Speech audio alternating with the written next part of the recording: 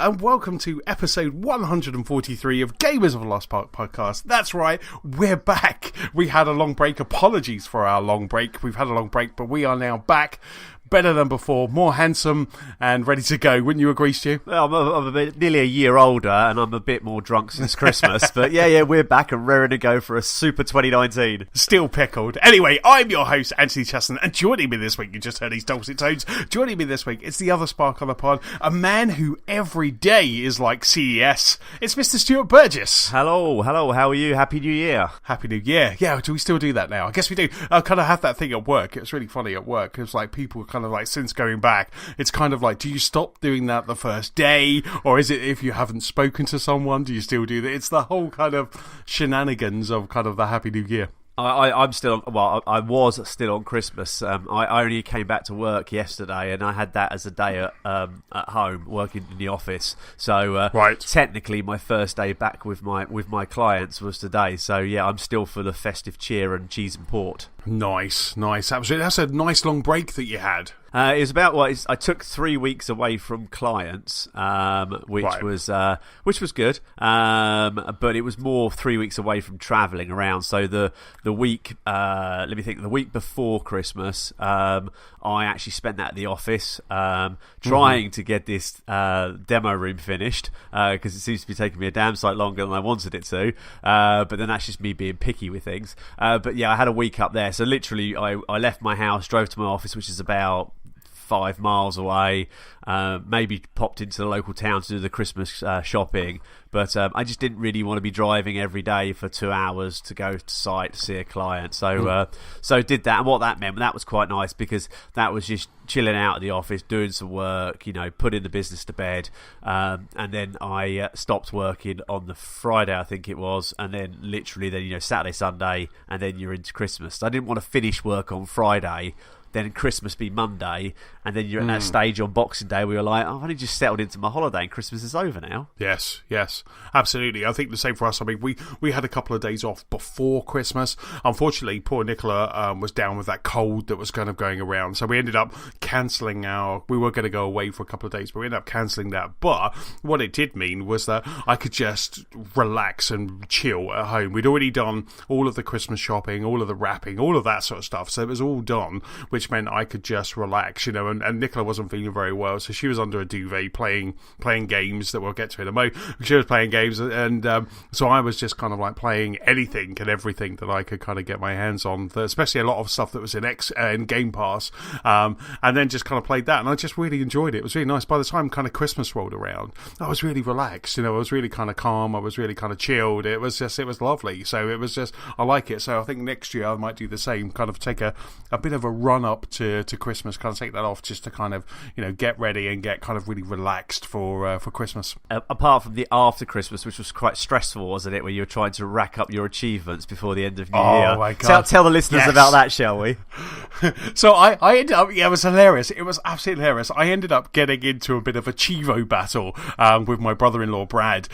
So we've always kind of, way back in the day, I think in the days of 360, we was always kind of like competing against Chivos, and Brad's just like, he knows he's Chivos, and he really just kind of, he's blown my score away kind of in now, like in overall gamer score. But for December, I was just kind of like slowly edging in front of him. I think I was playing Donut County, and I managed to edge in front of him. So of course, like an idiot, I mentioned it to him on Christmas Day, because we spent Christmas Day with the family. So I mentioned it to him on Christmas Day, and it was almost like you could see it in his eyes. He's like, I'm going to crush you. And it was neck and neck for a while. And I think at one point, I think it was maybe the day after Boxing Day or something like that, Brad he got up late, and he kind of, he must have, I just can imagine it, he must have just like fired up his Xbox, gone to kind of see how far ahead he was in front of me, and I was like, I don't know, I think I was like 1,400 points in front, and literally it was just like, you saw like Bradley came online, and then suddenly it was like Bradley wants to join a party. And I was like, so I got my headphones and I was like, yes. And he was like, how did you do this? How? And then it was just, so I was close up until I think about New Year's Eve. I was winning, but I knew that he had there was something up his sleeve. And I think by the end of it, I think he beat me by about 500 points. But all in all, in December, I think I racked up about 5,000 achievements. Yeah. So I think it was like something like about 5,400 achievements in December. I know. I had played. I'd played Donut County on iOS on the way back from London on the train, and and I think I was playing some Pokemon on the Switch, and I sort of got a bit fed up with that, so I just literally at that point where I wanted to pack my stuff away because I know I'm getting off the train, but I didn't want to stop playing, so I thought, well, let's just open up the phone, and I was playing it on that. And anyway, that came out on the Xbox, and I thought, right, okay, I'm gonna 1,000 this one. So I did that, and I remember looking at the list, and I think it was I can't remember his game, Hicks Gamer Score, who comes online with on Forza sometimes. He was third on my list. Then it was you, and then it was me, and I was top, beating you by about 100 points. And I'm like, oh, it's nearly Christmas. I'm beating him on achievements. Then I'm planning to hit some games after this. Yeah. And then I didn't know about this Chivo hunt. And then after Christmas, I looked and went, what the hell? What's he up to? And it's just like, it was like looking at your games list, and it was like you just looked like you'd gone through, you'd gone through Game Pass and found everything that you were mildly interested in, and could have given you some easy achievements, like Donut County, and I thought he's obviously up to something. And then, of course, we spoke on WhatsApp and we found out why. Yes, it got so bad. I was on trueachievements.com, so I was on trueachievements.com and looking for games there. I mean, I kind of started off being incredibly cheesy, trying to find those games that were really quick, but I ended up playing things like Death Squared, which was a good recommendation from Bradley. Where Death Squared, I ended up playing The Gardens Between, Donut County, and there were some really good games. I ended up getting really into Trackmania Turbo again, and that is such a great game. And so I ended up like trying to kind of win this Chivo battle, but by doing that, playing some amazing games. There was another one that has just come out of Game Pass. I think it was Games with Gold, which was there was a little Eskimo girl and a snow fox, Never Alone. Oh yeah, I think it's called. Yeah, something like that. Yeah. Gorgeous game, an absolute gorgeous. It was almost like an interactive story, and it was just you control her, you control the fox, and it was just so good. So I ended up kind of doing this Chivo battle, but really playing some really good indie games. But the funniest thing was just to see if I could win, I ended up looking on True Achievements. There was this game called Storm Boy or something like that, Boy in a Storm, and I had some money in my Microsoft account. It was like from the awards, and this thing was like about £5, and so I kind of used my rewards to buy this game. And honestly, it put the kind of whatever that cheesy game, I think it was like Last Airbender or something like Avatar Last Airbender, it put that to shame, because literally I think within 20 minutes I got 1,000 points. Oh, blimey. And it was just like you fly as a bird, there was 100 points. You turn up all these cockles, there's another 100 points. So this game was just like, and you got through the story in like about 20 minutes. Again, it was another kind of interactive story, but I just like managed to get 1,000, and that's how I kind of got 1,500 in front of him at one point. And that was just, he was like, what's this Storm Boy? Like, it was just so funny. We jumped onto a chat and we played a bit of Forza. One thing I did do while I was doing all these Chivos is I did unlock all of my boards, all of the Smash boards on the main island in Forza, which had been really annoying me. But Brad and I we just jumped into a party and just ended up driving around and kind of doing that, which was great fun. So in kind of doing the achievements, I ended up playing some online, and it was a really good fun. But it was just really good. It felt like I was back in kind of 360 days, kind of getting all of those and finding the cheesy ones to get. Even firing up a game going, I can quickly get that one. And I fired up Rocket League, and that just gave me some achievements. And I was like, this is so great. And I was just like, I'm going to walk it. It's when it pings on your... for me, it pings on the TV, and then literally a couple of milliseconds, it pings on my wrist, on my Apple Watch to say I've got it. And then my phone pings as well, and you're just like, that satisfying noise of it being a rare achievement. But I say with Donut County, I ended up... I ended up having to go online to find out what the secret achievements were, and and those, right. And actually, a few of them how to do it, because I think there's one where you rob or you get into the vault in the Raccoon's head office, and there's a way you have to pull a lever or pull these drawers out or something like that. I can't remember what it was now. And then that opens the vault, and then you go into the vault. So it's good. I just love it. And actually, the gardens in between, I think it was. I think I saw your James talking about that one on WhatsApp, and I thought, I'll have a look at that. And I spent a good hour and a half playing that one day, and I got to say, that's brilliant. I mean, the level with the calculator. I don't know if you've done that one. Where you start, yeah, I've done it all. Yeah. Have you done it all? The level yes. with the calculator, where you walk over this calculator, then you start walking around the corner, and you go, I wonder what that calculator's about. And then you realise you can't go any further because you've got to pick up that orb or whatever it is. And then you realise that number is more highlighted than the other numbers on this little spinny reel that's going around. So you get a pen and paper out, you write that number down, and then you rewind the game by going left or right on the thumbstick, and then you have to realise how their feet touch the calculator in order to tap those digits, and then yes. print the printer. And it's just genius game. I thought that was absolutely brilliant. It really is. I mean, like, that's in Game Pass at the moment, isn't it? Yeah. The Gardens Between, and it is something that you would kind of pass. I mean, I saw it at James and I we saw it at EGX, and I think he played it on the Switch, and I always remember that James said it was really good. But I was just like, I kind of had a quick play, and I thought it was very simple, that kind of forward and back mechanics. But it turned out to be an amazing game. So, and that's what I say. Having fun and doing a bit of Chivo hunting I managed to play some really good games. So it was a really kind of worthwhile kind of crazy couple of days. But it was just, I mean, that was just one of them that was just absolutely fantastic. I mean, but Trackmania Turbo as well. Again, that's a game that I think that was in Game Pass. I think that was in Games of Gold at one point. But I played that and just kind of enjoyed it. But now I think I played it on the PlayStation 4. But playing that as well, it's such a great game. It's especially on the big TV as well. Even on the small TV, it looks amazing. But on the big TV, it just looks stunning. And that was really good. And there were some cheesy things that you could do to kind of get achievements and that as well. And that was why. And those trueachievements.com was the saviour. Yeah, no, definitely. I mean, I think I played. There was a demo at some point of Trackmania, I think, and then I think I bought it. I got a feeling it's on there as a purchase, but then annoyingly, it's now it went Games with Gold, and now it's on Game Pass.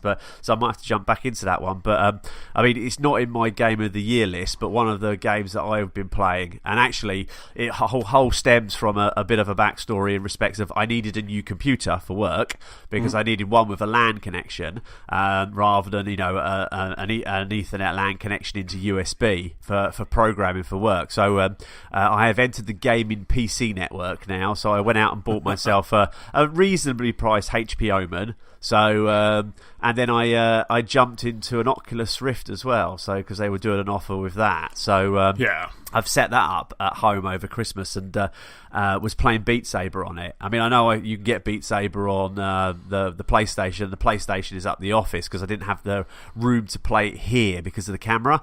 But what's great, what I found great about the Oculus is actually I found myself a few times over Christmas going into the kitchen and just setting it up on the table in the kitchen with the sensors and the laptop.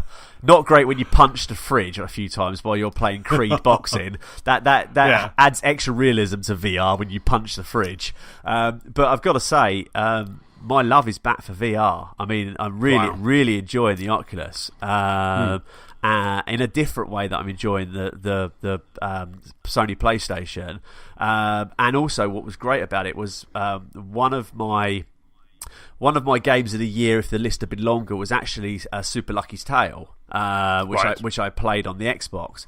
But because obviously that was originally an Oculus game, I actually got to go in and play that in VR, and that was that was brilliant. That was like oh blimey, I can't figure the name now. The one where you're on the Moss. Moss. That was a bit like very much like Moss.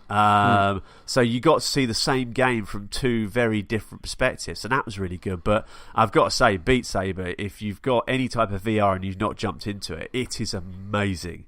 It's a brilliant game. I mean, it just go on just Google it or Bing it and just search Beat Saber, and you see some stupid videos on there of people doing some of the songs. But I know there's one of the presenters on one of the other podcasts sort of made a bit of a resolution before Christmas that he was going to try and play it every day, because I tell you what, you spend an hour on Beat Saber and you're sweating, your goggle is fogging up, steaming up.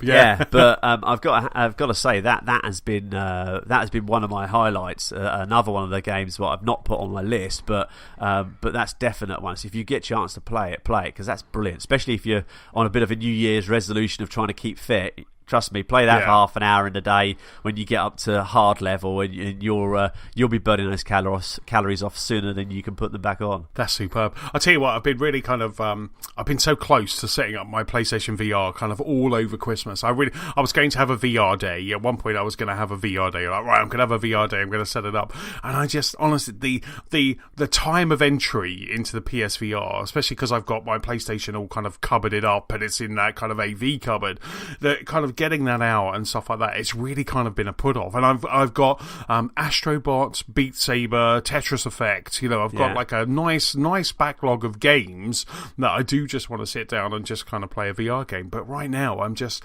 setting it up. Just seems like such an... And plus also Nicola is playing Spider-Man. Nicola's been playing Spider-Man over Christmas, so she's really kind of been grabbing the PSVR. And even at one point I was thinking I might just pop down to CEX down the road and see if I could just pick up a quick cheap PlayStation to plug in upstairs and then kind of make upstairs. It was really kind of like, I just, because obviously we're potentially could be, a year and a bit away from another PlayStation. I thought, should I just get another one and just plug it up upstairs, and then it would be a lot easier to kind of set up. But I'm going to do it. I want to do it because, like I say, Beat Saber just looks and sounds amazing. We bought that for one of my nephews for Christmas. We bought him Beat Saber and Astrobot. And I heard he's having fun with Astrobot. I haven't caught up with him yet to see if he's playing Beat Saber, but it just looks so much fun. And you're right, it does look like you could really kind of work up a bit of a workout with that. I literally was playing one Sunday, I say one Sunday, it felt like a Sunday, but then the whole of the Christmas holiday felt like a Sunday. But one day when I wasn't sitting in the lounge, and I think the girls were watching, I don't know, they were watching something like Strictly or something like that. I mean, who watched Strictly, eh? But who would watch that? But they were watching Strictly, and I said to Kate, I'm just going to go in the other room and just do some work. She knew what I meant, do some work. And I think I played... obviously, going back to podcasts of old, I wanted to play Richie's Plank because obviously Daz used to speak about that. And there's a few bits and pieces, but I literally did about an hour and a half of Beat Saber and then Creed, the boxing game. And and I ended up having to stop because I was sweating so much. And anybody who knows last year, my fitness level went through the roof. So I actually find it quite hard to sweat now, build up a decent heart rate, because I've been running all over the year. But I was sweating like anything, and it was just like, I walked out of there and walked into the lounge, and Kate said, "You all right?" I went, "Yeah." She just looked at me, as your wife only can do, looks up and down and goes, "I think you better go and have a shower before we sit down and have dinner." But I've got to say, that's one reason why the den room's taken me a bit longer, because towards the end of the year I come across a few bits and pieces which have made me sort of think, hold on a second, I don't want to finish this quite yet. One of which is, cinemas are great, but you've got that dead space at the front. Now, in a commercial cinema, obviously they try and fill it because, one, they don't care if you're too close to the screen, and some people like sitting that close to the screen. But in a proper cinema or a private cinema, you can have like 2 or 3 meters at the front of the room between the screen and the chair where nothing's there. So off of good old Amazon, I ordered 3 Oculus sensors because I wanted 2 in the case with the Oculus I can carry around with me, because I want to try and use this for work as well. But I wanted to actually have 3 sensors set up in the front of the cinema, so I could actually use the cinema as a VR play space. Right. So that was one thing that I've looked at, and then the other thing, which I was a bit of an impulse buy. I'm terrible for impulse buys, and you'll agree with that, Steve. I was talking to a friend at his son's seventh or sixth year old party, and he'd got into Project Car Racing. Project Cars 2 or something, and they've been playing it on PC, and I'm like, ooh, I've got a gaming PC now, so what are you doing, controller? No, doing steering wheel. So I'm like, Okay, all right, yeah. So I went off and bought myself a Logitech steering wheel and pedals, which are both PC and Xbox. And then I managed to sell a few of my other gadgets that I hadn't bothered playing with, and that actually then turned out to be in a full playseat racing chair as well. So wow. So so I've ended up building a second rack, a hidden rack underneath the screen in the cinema, which will have a PlayStation, Xbox in there, but it basically will mean that I can just literally wheel out this playseat from another room, put it in the front of the cinema, plug it into the Xbox or in the PC, and then I've got the projector screen as being a full-on car racing sim as well. So, oh my god, that'd be amazing! I know. That'd be incredible. I can't wait to get my my butt into that seat. They look really cool. So, although it turned up the other day, and I'm like, it was so small in the box. It's almost like, is that it? You know, I've sat kid's seat. Yeah, I've sat in these when I was out at Le Mans last year at Xbox's stand, and like they were play seats, and they were definitely bigger than this. So, and I'm scouring the outside the box, going, it does say box 1 of 1, so I know I've got what I need to get. So, who knows when I get to put it together? Let's just hope all the parts are in the box. Yes. It'd be like IKEA. Yeah. You know, it's like when you start building it, it's just like ginormous. So that just sounds so cool. What's your ETA on that room? Do you have an idea of when you're going to be done? Imminent now, really. I mean, I'm busy in this few weeks. Typically, everybody wants you after Christmas to come and finish projects off and things like that. So I'm hoping we've got an exhibition. I'm over in Amsterdam at the beginning of February at our trade show, so not CES, which is the Consumer Electronics Show in Las Vegas. I want to try and do that one year, but it's always so close to Christmas. That's the only thing.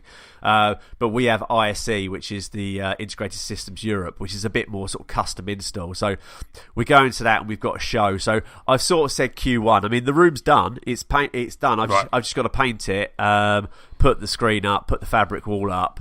And it's done. So nice. I just need maybe a week or a week and a half just to sort of knuckle down and finish it. So it's time at the moment. That's all. Yes, indeed. That's always kind of the thing, isn't it? That's always a killer. We just need more time. You could spend ages over there, but then you wouldn't be able to do any gaming. Definitely. And stuff and family, obviously, and family. Oh yeah. But Sorry, anyway, family. Yeah. Shall we get into now? Actually, customary for the Lost Spark Pod, we normally kind of try and get as many as we can together to go for our Game of the Year 2018. Unfortunately, you get a light version this year due to kind of other guys being not available. So you've got Stuart and myself, and what we'll do is Game of the Year 2018. We always kind of the same format where we each kind of have a honourable mention. So that thing that we kind of want to either kind of tip the hat to, it can be a game or it can be anything, and then we'll work back from 3-2, and then for our ultimate kind of Game of the Year. Stu, do you want to kick off with your first honourable mention? Yeah, definitely. Yeah. So I thought long and hard about this, because originally I had it in as a game, but then actually I thought I could probably tag that onto your honourable mention. So I thought, well, okay, what have I really looked at this year, and what have I, in the world of gaming, what have I been really impressed about, and what do I think going forward to the future? Where do I think people are in the best position? And I've got to say, actually, it's a broad bracket, but my honourable mention this year goes to Microsoft. Right. I think since the disastrous, to phrase a better word, launch of the One and the ground they lost on Sony, I think if you look, PlayStation, I know Sony are very cagey, they keep things to themselves quite a lot, where Microsoft do tend to shout about it, but I think, with what we look at with Microsoft in respects of the future of gaming, xCloud, that type of thing, I think that when you look at one of the things you're going to mention, and then I think even if you boil it down to some of the necessity stuff that, like I can't think of the controller they launched. The accessible one. That's it, the accessible controller. I think hats off to them. They've really been striving and trying to get the market back. But I think, to be honest, they're just looking at the whole gaming world rather than trying to get back a bigger percentage of the market. I think Phil Spencer late last year said, the PC side of Xbox is just as important to them as the Xbox side of Xbox, and that's they need room there. I think personally, now I've got this HP Omen.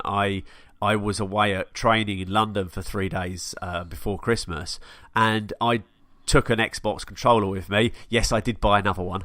I took an Xbox controller with me, and I literally, sat in my hotel room at night once I finished wining and dining, and just literally jumped onto Forza Horizon and just carried on from exactly where I was. And then when I finished playing that, I came back home a couple of days later, chucked on Forza Horizon on my PC at home, and then bang, it was exactly where I'd left off, the exact same place in the road. And you're just like, that's just amazing. And I think everything kind of here coming out of Microsoft, I think it's really exciting as a Microsoft or an Xbox fan.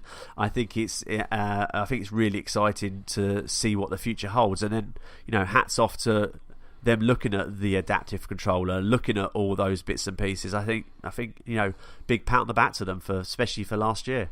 No, absolutely. I think you're absolutely spot on. I think, the studio acquisitions that they've done throughout the year, the Inside Xbox, which is that kind of monthly check-in to just show, and, they're maybe not every single Inside Xbox kind of is for everybody, but there's always kind of, here's PUBG, here's Forza, here's Sea of Thieves, we're going to show you kind of a little bit more about them. And I really like that format, that know that you've got this 90-minute show once a month, kind of giving you some little kind of tidbits every now and then.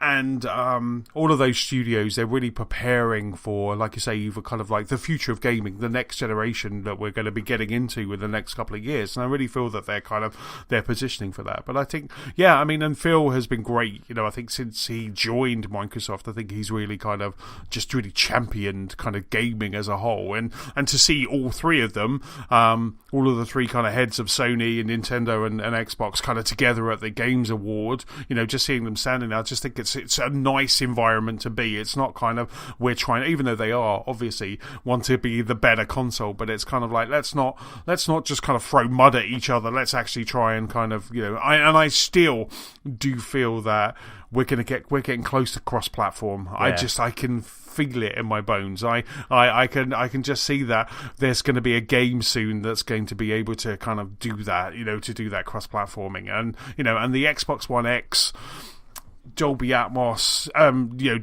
Dolby Vision, all of those formats that they've added to that, it's just so good. It's such an amazing console. I look at that X every now and then, I'm just like, it's such a powerhouse. And I think kind of transitioning nicely into my honourable mention, I think one of the things that they really have done well this year and have shaken up the industry is Game Pass. Yeah, definitely. And my honourable mention is Game Pass. Like I had my splurge over Christmas, like just downloading games, but they have, with Game Pass, they've gone into this Netflix-style model. It started last March with Sea of Thieves. Sea of Thieves was that first-party title that was day-and-date Game Pass. And they have now got Forza has come out, Crackdown is coming out next month in it. These are all big titles that they have just released straight into Game Pass. And for me, anyone buying an Xbox today, or anyone with an Xbox, I always say, grab Game Pass. There was a couple of people at my wife's firm over Christmas who have bought an Xbox. A couple of friends of mine have bought Xbox, and I just said to them, all you need to do is, and it's £1 at the moment, it's $1, £1, €1. I said, just download, buy, purchase Game Pass, and then just go bananas on it, because you've got Gears. If this is your first console in a while, maybe if you skipped 360, you fire up Xbox Game Pass. There is just too many games. It's almost like overwhelming how many games, but you can play through all of Gears, all of Halo, some Forzas in there, as well as a whole wealth of really good indie titles. Thomas Was Alone is on there, to Gardens Between, to all of these games, and it just keeps going. We got Ashen came out yesterday, which was day and date, and it's just, I look down those games that are in Game Pass, and it's just incredible, and they continue month after month to add a decent amount of, and not just kind of bargain basement fillers. They're adding brand new first party and also some really good titles. But yeah, I mean, you got Below that came down day and date onto it. You've got State of Decay as well, which I know I played the first one. I haven't got around to jumping into the second one yet, but I know they've got a lot there. But I agree with you. I mean, going back to what I was saying about the VR side of it, Super Lucky's Tale. That was one of those days where, a bit like over Christmas, where I can't think of what I was playing. I was playing something on the Xbox, which I was playing something generally at the time on all the consoles, which I'm thinking I don't really want to play this on a mid-afternoon in front of my daughter, who's 8 going on 18. But I didn't really want to play that type of game in front of her. So I thought, let's have a look around. And I thought, I'll play Super Lucky's Tale. So I started playing that, and that really grabbed me. That game just as something I could play in front of my daughter without worrying about, her asking me questions or more worryingly not asking me questions, but seeing things on the screen. I actually really bloody enjoyed it. So much so I actually bought the DLC for it, and I played the extra content. I think they ruined it slightly towards the end, where they went into like an 80s vibe, and it got actually quite hard. But I think that, and I would not have played that without Game Pass. And I think, as you say, just we all do it, whether we've just got Freeview or whether we've got Sky or whether we've got Netflix. We will have moments where we sit there and you'll start watching something and you'll go, oh no, I'm not in the mood for this. Wonder what else is on. And it's just brilliant now, with Game Pass, we can do that. We can go, I'm really enjoying what I'm playing at the moment, but I fancy something a bit different today. I wonder what's out there. And yeah, I mean, hats off. And I think when you say about cross-platform, I think, obviously Fortnite is being played on all platforms, some cross, some not. Obviously Rocket League, and I think that Epic have also said that they're going to try and do some sort of cross-platform thing themselves. But yeah, I think it's got to come, and I think that actually having that competition in inverted commas and getting the three of them stand on stage, I'm just hoping that the love between the three of them drives forward, because the competition will drive gaming forward. That's going to happen like it does in technology. I just hope that they all do speak together. They do share content or IP, so we can get some funky cross-platform stuff going on. But whilst they still hold on to their identity and their side of it. Yeah, I mean, the first-party titles are really kind of where it's at, especially with Sony. I mean, Sony kind of if you had to kind of score it, I would say that Sony kind of maybe had a stronger year with first-party titles, with like God of War, Spider-Man, etc. And you can't take that away from Sony, but I just feel that Microsoft's kind of over the year just really kind of, I mean, some of the games that Game Pass, kind of the games that Life is Strange and Life is Strange 2 is in Game Pass. It's just incredible. It's really interesting actually, because today Xbox Wire they put up a year in review, so 2018 in review for Game Pass, and basically there was 116 titles were added to Game Pass in 2018. There were 17 at launch, so the rest have come in. So the other 99 have kind of come in since launch. There's 53 ID titles, so ID and Xbox titles. There is 65 different publishers, so it shows it's not all just Microsoft. 11 genres and infinite potential for achievements. I like that kind of infograph. I'll stick a link in the show notes, but it just shows kind of how they have kind of like, they say the 11 different genres, 65 different publishers. It just shows the kind of the wealth of games are in there. And like I say, if you have an Xbox and you haven't jumped into Game Pass, grab the trial, just grab the trial and do a month, and just have a look and see what's there. Because if nothing else, playing things like Sea of Thieves and Absolver or Hellblade, just those games alone are kind of worth the entry price, and then if you haven't played Life is Strange, you've got Life is Strange in there. The whole batch of Life is Strange is in there. Strange Brigade, there's so many great titles that are just sitting there on Game Pass. And I think so. That's my. Oh, go on. Sorry. Yeah, sorry. And I think it just opens up. As you say, it opens up your mind to content. I mean, it's just looking at the website now. It's like I'd never played Ori before, and I went and downloaded that one and played it. I got a few hours into it. I've not gone back to it, but that's just because I got myself into another game. But I just think it's just great for finding new content, finding new genres that maybe I don't even know if I would have bought Crackdown or will buy Crackdown, but I'll certainly play it because it's included. So why not? You might as well give it a whirl. Yeah, absolutely. And it's just absolutely fantastic. I can't wait for Crackdown. I'm quite excited of it. So that's our honourable mentions. So your honourable mentions, Microsoft. Mine is Xbox Game Pass. I just kind of feel like that. So your number 3 game, Stu. Your number 3 game of 2018. Right, my number 3 game, and this was really hard. And I actually feel I'm doing a disjustice by putting it number 3. So first of all, I'm just going to say that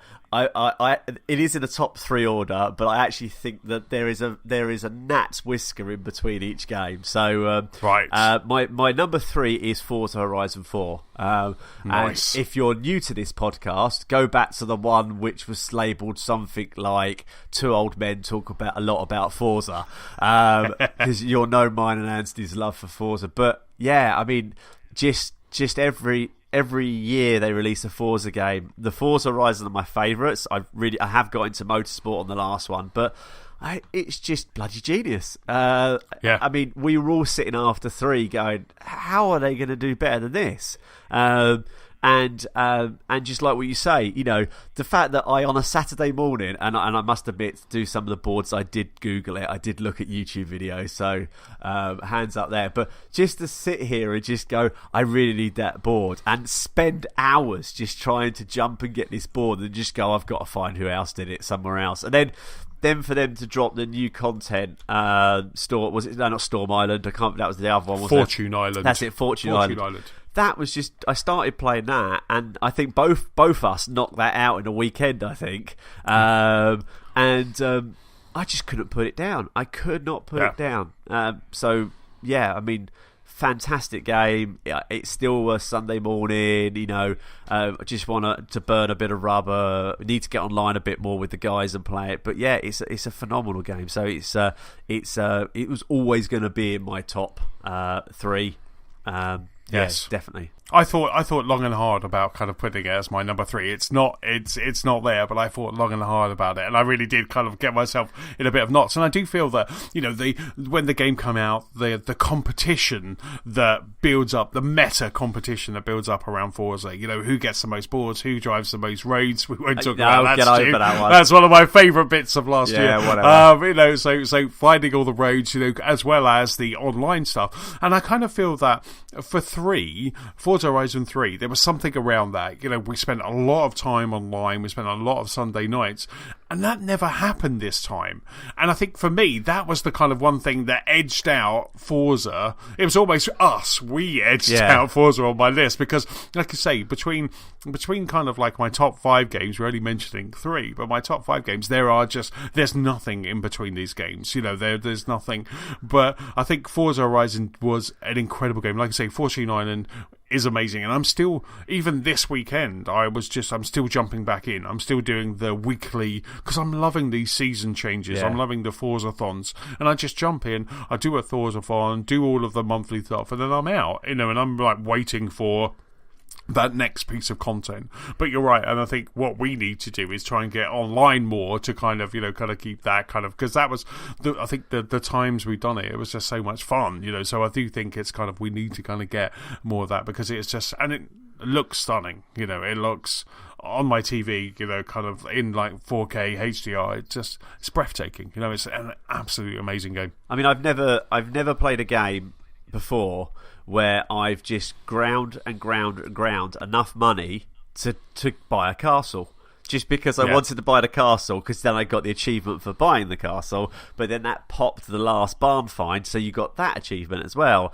And I know people are, I'm not a big Reddit forum thread fan anyway, because I think there's just too much trolling on the internet these days. But just the fact of like the horns. I mean, like when we were playing last time, the fun we were having over, was it Wee Man's horn? I think it was. Excuse the pun. Yes. But it's just like, I'm just doing the super rolls and it's coming up saying Windows boot horn, Windows shutdown horn or something like that, and you're just thinking, it's just so many unique little things to it that just keep you coming back just to play that a bit more. And we were doing the sort of like the 5 or 6 matches together of different sorts, and also, to be honest, I've jumped into quite a few of those online with just random people, and although some of their driving skills are more crash than race, I've just really enjoyed it, just jumping in with half a dozen or a dozen complete random people and just having a laugh, and then just going, I've had enough, I'm out of here. The Forzathons, the Forzathons, they're brilliant as well. That's one I'm working towards at the moment because I've not popped the achievement for the 20 Forzathons, I think it is.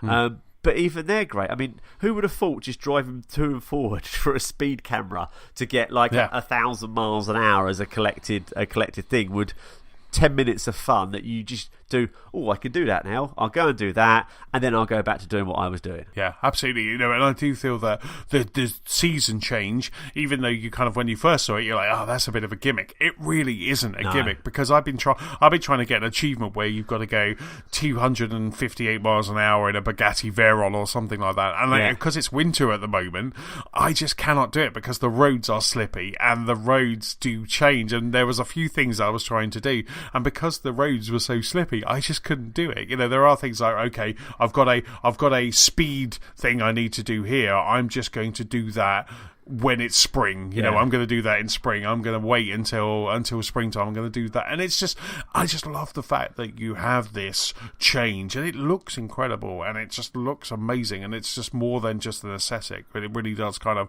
and I just think it's fantastic. I cannot wait for the next piece of content. The next piece of content is going to drop. And hopefully we'll hear about that soon, but I just can't wait to see what they've done next. I'll be hanging on their every word when they make that announcement. Definitely. So hats off to Forza. That's my number 3. Not really, but I had to put number 3 somewhere. So my number 3. So what's your number 3 game, Antony? My number 3 is Dead Cells.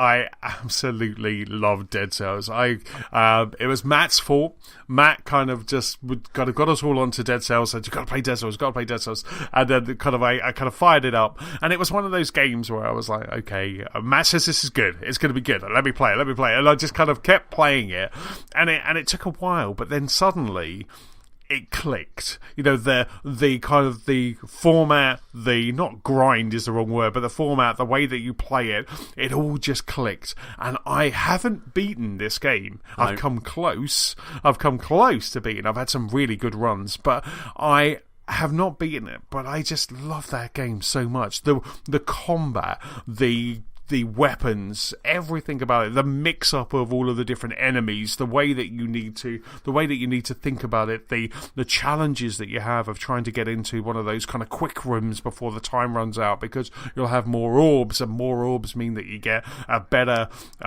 stash next time around. And it's things like that. Like, I was playing Dead Cells just because I wanted to be able to have more cash when I started, and I wanted better weapons, and I was just playing that on this loop of going, right, I'm just going to try and do this, and it coined the phrase, obviously, within the podcast about have you rubbed yet, and it was one of those games where, similar to Forza, we had this kind of meta game going on of kind of, where are you, what have you done, what's your run. And I remember going to Manchester one day, which is like a 2.5 hour train journey, and I sat on there and I was like, right, as soon as I got in, and it was probably about 20 past, it's probably about 7 o'clock in the morning, I'm sitting on a train, I had a coffee, and I just played Dead Cells, and before I knew it, I was at Manchester Piccadilly, because I was on such a good, I think I had 2 runs, but I was on such a good run that I didn't want to get off the train. I really did not want to get off the train. The Switch was absolutely perfect for this game, and it was just, I loved it. I just absolutely loved that game,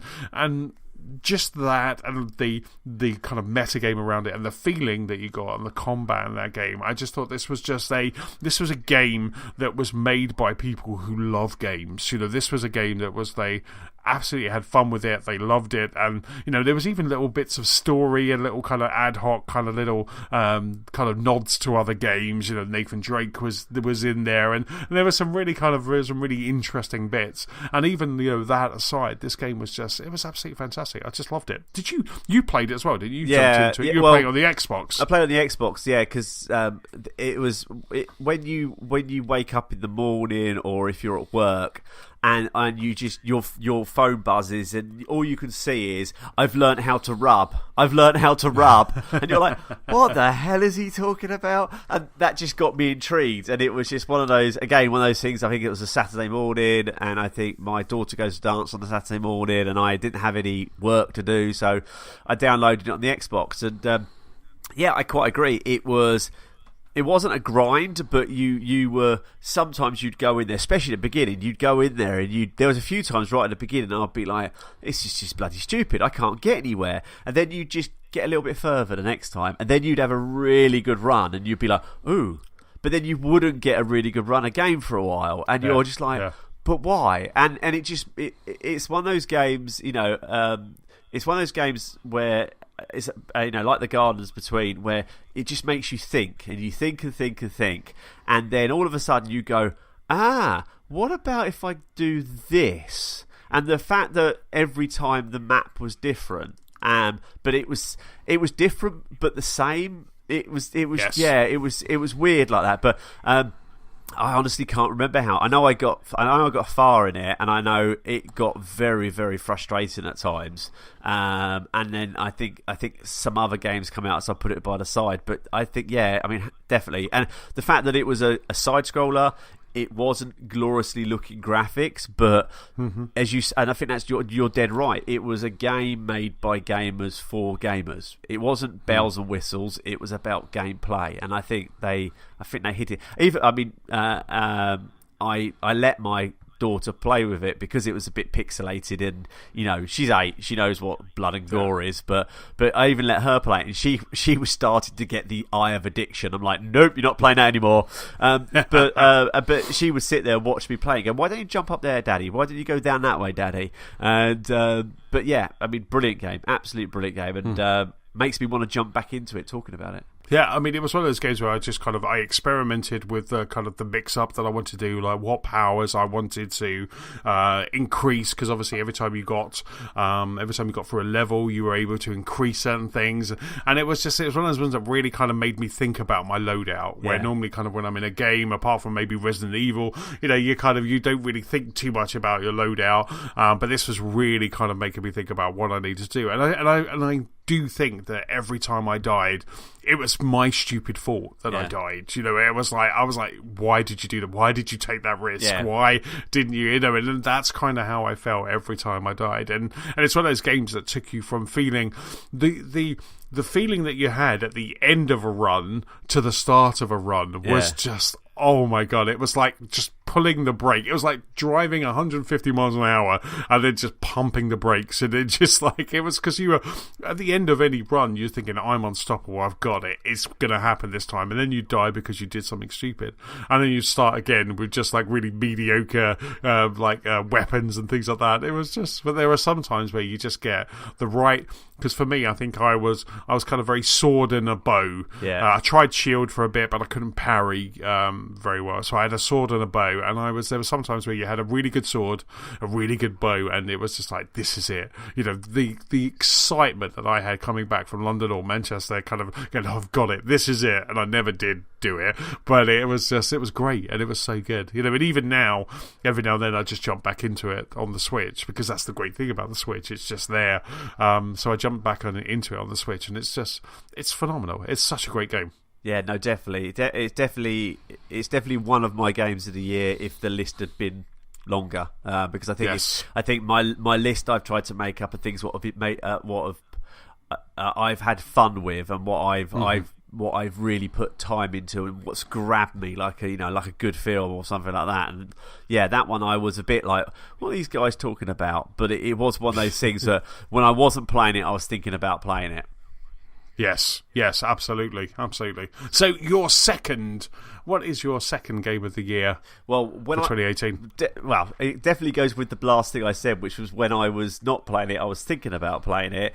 So my second one is Far Cry 5.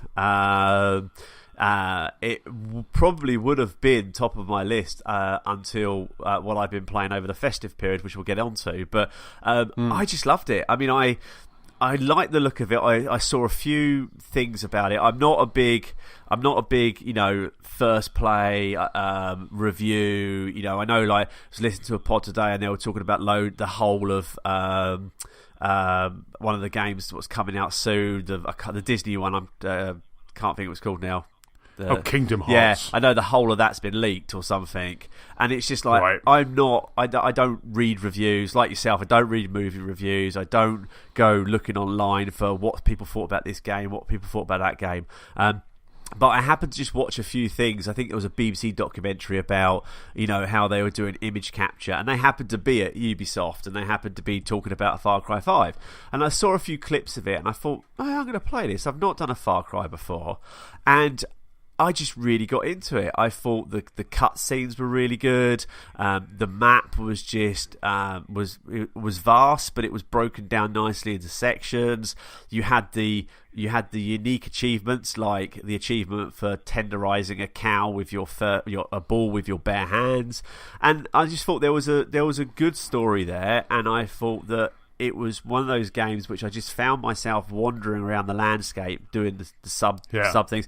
And then later on, when the extra content came out, I've got to go in and finish the Vietnam one off, because I think they should have done it the other way around. I think they should have released the Mars DLC first and then done the Vietnam, because the Vietnam DLC was too much like the main game.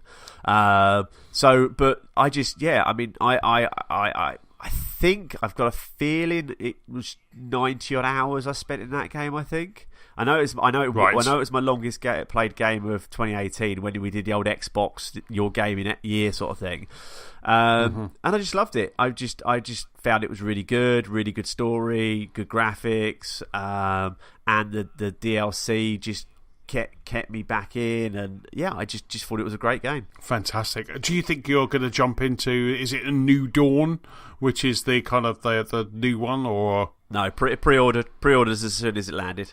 Nice. Yeah, nice. So it's got you. It's got you now. Yeah, right. It's. I think when they said that it's a similar type of scale of map, and it sort of follows on, and then.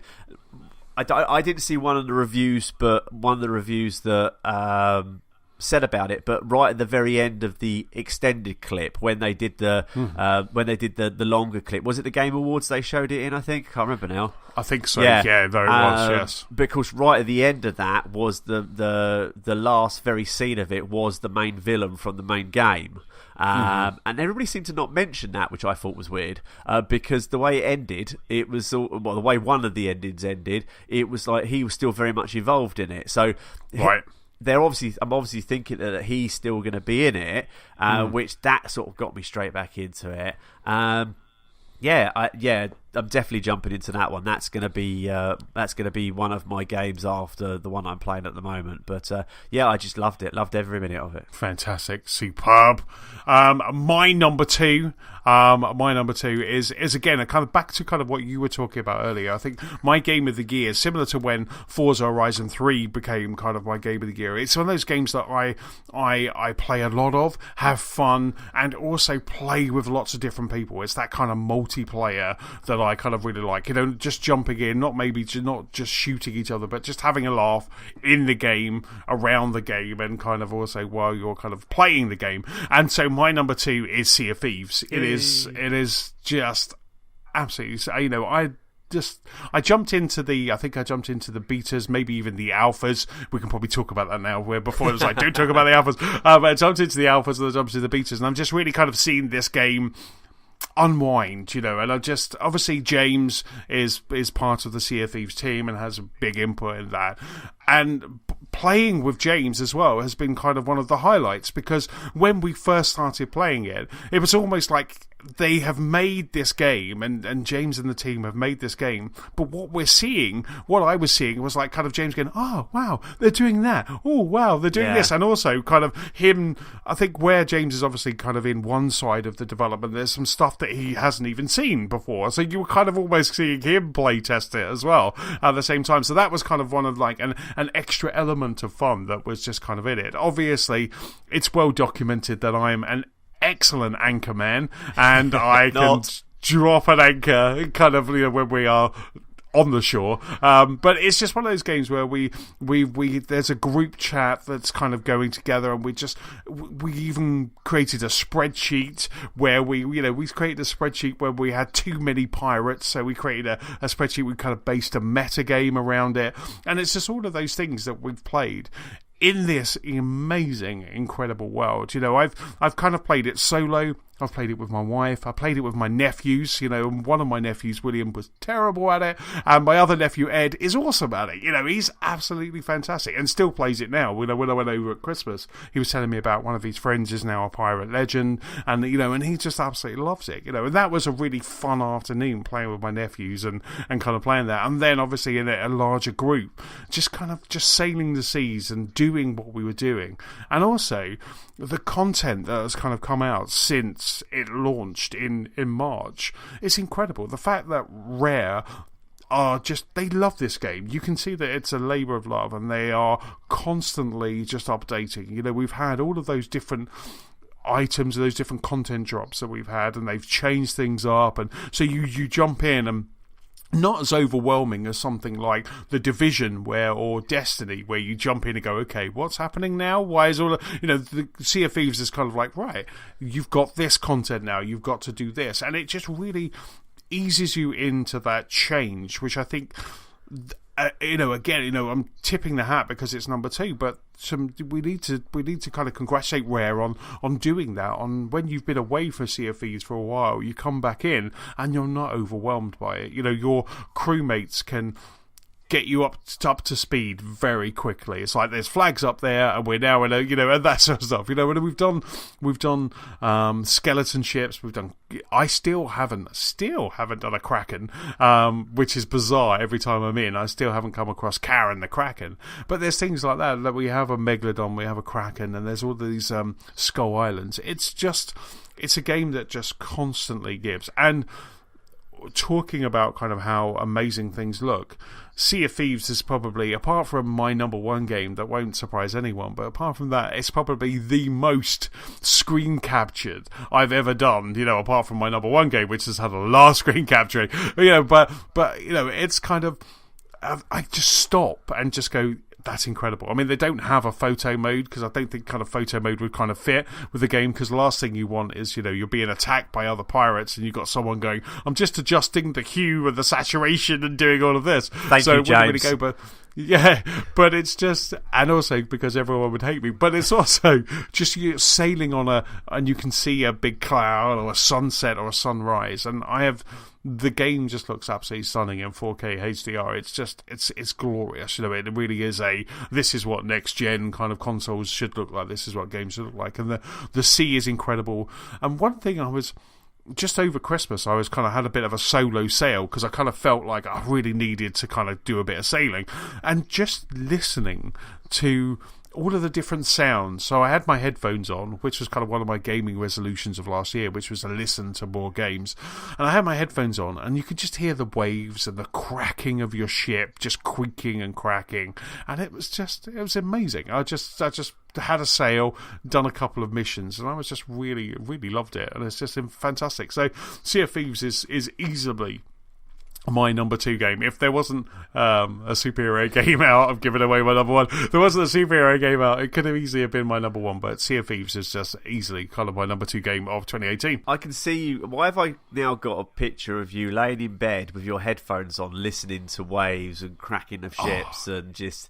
So there you go, James. If you've got any influence in merchandising, you need to release a Sea of Thieves album. Like ocean sounds and things like that. I mean, I was sponsored by Sea of Thieves this Christmas. I had my Sea of Thieves Christmas T-shirt because annoyingly, I had a bit of a wardrobe clear out, and when you lose 5 stone in weight in a year, all your t-shirts don't fit you. Nothing fits anymore. And annoyingly, where you bought all your t-shirts is no longer open either. No. So I'm literally thinking, okay, I need a new Christmas t-shirt, and I think one of the guys had put it up on the WhatsApp group about the Sea of Thieves, and I literally had a look at it. I'm like, yeah, I like that. So I went and bought that, But no, I mean, Sea of Thieves, I haven't played it enough. I think I've jumped out a few times on my own. I've not been in a group one, annoyingly, but I just haven't had the time. But I've been out on my own. But yeah, I agree. I mean, it's a glorious game, and you could just spend hours just sailing around in circles if you're in the boat. But sailing around in circles, just looking at the gorgeousness, and I think my big hats off to them is. I think anybody who criticised it when it came out at the beginning, if they're a true gamer, can't criticise it now, because I think the content that they've been dropping, in a similar way that Forza, they keep on dropping content. I think the content that the guys have been dropping, and potentially are going to carry on dropping into the game, has just made their game so different, but also just so much better and better and better and better.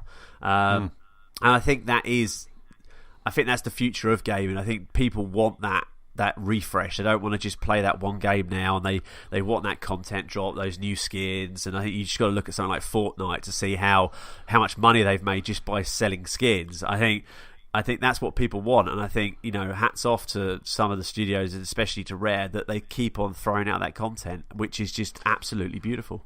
But also, absolutely all of the different contents of the different outfits so you can get different looks for your ship, and now they've even got kind of figureheads for your ship. It's the fact that they are constantly keeping up in contact with their community as well. They realise that their community is important to them, more so than I think any other developer.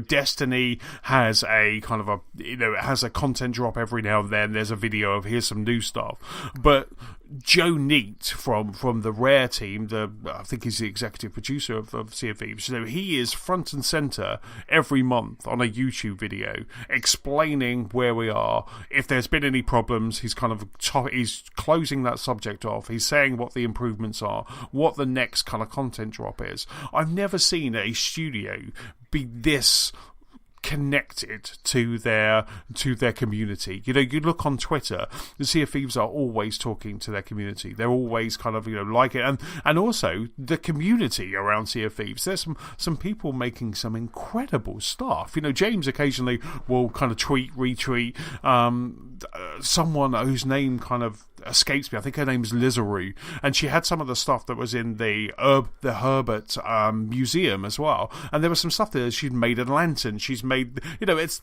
this game captures her excitement and her creativity so much that they're making content for it. And I just love that not only have you got an amazing game, which is great fun to play with friends, it's great fun to just kind of jump on, have a chat, catch up. I'm trying to get my brothers to play it as well, just so we can just kind of, instead of racing around in Forza, we just kind of sail a ship and see how that goes. It will be terrible, but it's just that sort of stuff. But you've got this game that looks amazing, but you've also got the community, and you've got this development studio that not only loves that game but loves the community and just kind of wants to kind of keep contact with them. And I just think it's absolutely fantastic, and it's a game that is probably in years to come will be studied as how to do this correctly. How to do a games with service and keep in contact with your community, and also keep it fresh enough that people want to come back, day after day after day. And I think they've absolutely nailed it. No, I didn't know about the video, so yeah, the hats off. That's brilliant, because I think we've all read stories in the press where the studios have done something wrong and it just gets blown up out of proportion. So to be able to say, this is what we're doing, this is what we're working on, and this is what's been fixed, or closing those subjects down, I think that's just genius, because that's what people want. So hats off. Yeah. I mean, when Sea of Thieves first came out, the first proper weekend, because it was in Game Pass, I think even Rare were astonished at how many active users they had on that first weekend. But, cut to a YouTube clip of Craig Duncan and Joe Neate by a whiteboard going, we're going to work this stuff out, and just knowing that those guys were there, kind of, they were there, and no one was more disappointed that it didn't work perfectly than those two guys and the Rare team. It just instantly, you kind of fell in love with Rare all over again, just because you knew it meant so much to them. And I just, like I say, it's everything about this game is just absolutely incredible. And if it had been bitten by a radioactive spider, it would have been my number one. You're just itching, aren't you? Actually, whilst we're on the subject of Sea of Thieves and Rare, may I just say a big thank you to James and to anybody at Rare who took the time to sign my Xbox controller for me and make a middle-aged man who's obsessed with Xbox controllers very, very, very happy. So I promise I will get it framed along with a copy of the game at some point to put up in the demo room. But just a big thank you for that, and big thanks to you, James, for doing it for me. So top bloke. Thank you. So what, Stuart, is your number one game of the year? So it's another Ubisoft game. I was sitting down before Christmas and I was going through the sales as you do, and there was a few games that I knew I wanted to play, and because they were a cheaper price, I thought I'm going to download those. They'll sit in my pile of shame and I won't get around to playing them. I did my usual festiveness and I played Battlefield. I get confused between Battlefield and Battlefront, but I played Battlefield 5, which I really enjoyed. About 10 hours long, really enjoyed that. And then I sat there and went, okay, what am I going to play now? I've got no Call of Duty this year to play because there's no single player campaign, so let's have a look. So I fired up a little game called Assassin's Creed Odyssey, and my wife turned around to me the other day and went, can you please stop playing that? You've been on it all weekend. Every minute I turn my back, the Xbox controller comes out. And I got to say, actually, I don't want this to sound like an Xbox a love cast, because I think you could do it on the PlayStation as well. But the fact that you can turn a console off and switch it back on and within a second go back to the exact point you were makes my life so much better. So, I mean, I just thought I'm going to have a game, and it scratches the same itch that Far Cry did. You look at the map and you think, holy bejeebs, that's massive. It started out on a small Greek island called Kefalonia, which if no one's ever been to it, go to it because it's a stunning island. And I chose to play as Cassandra because there's a whole thing at the game where you could play as male or female character, and I heard good things about playing as the female character, so I thought, no, I'm going to jump in and play the female character, and I just love it. It's just a great mixture of doing the main storyline, doing the subtasks, building your level up by completing the main task or subtasks. The island is gorgeous. The fact that when you get near doing something, you can put your eagle up into the sky and he can fly over the fort that you're about to go into, and it's just that mixture of stealthiness and if you're going guns blazing, sometimes that works, but sometimes it doesn't. And then the cutscenes, you get to play some cutscenes, and as some of the guys would have seen by my message at the weekend, it's the first time I've got an achievement for spending a night in bed with a character, and because it just kept on front. It was one of those games where it sort of says to you, it gives you options. So it will say, such and such has happened. Do you want to help me? And you can go yes or no. But then it will go, okay, yeah, I'm willing to help you. And then you can go, so where do I find these people? What am I looking for? And all this lot. And it's just got a really good storyline to it. And I think I'm 40 hours in now, and about 20% of the main story and about 10% of the total landmass unlocked. So this is right. I know I looked the other day and one of my mates on Xbox had played it 145 hours. Wow. So it's certainly going to give you your money's worth. And again, it was one of those games that, a bit like unlocking the map in Forza, I did an online purchase for, I think it's about £20, and that enabled me to do double XP and unlock the map a bit easier to find stuff. And yeah, I'm just thoroughly enjoying it. Absolutely thoroughly enjoying it. That's so cool. I must admit, I was gutted, because I know you was kind of saying about over the Christmas that you were playing it and you were excited. I thought, do you know what? At the weekend when like Nicola's playing Spider-Man and I was kind of in a bit of a lull, I was like, I'm going to download Assassin's Creed, because it was £26, wasn't it, in the Xbox sale? So I was like, I'm going to play it. I'm going to just that will tide me over until my first game of 2019, which is Resident Evil 2, which is a game I'm really looking forward to.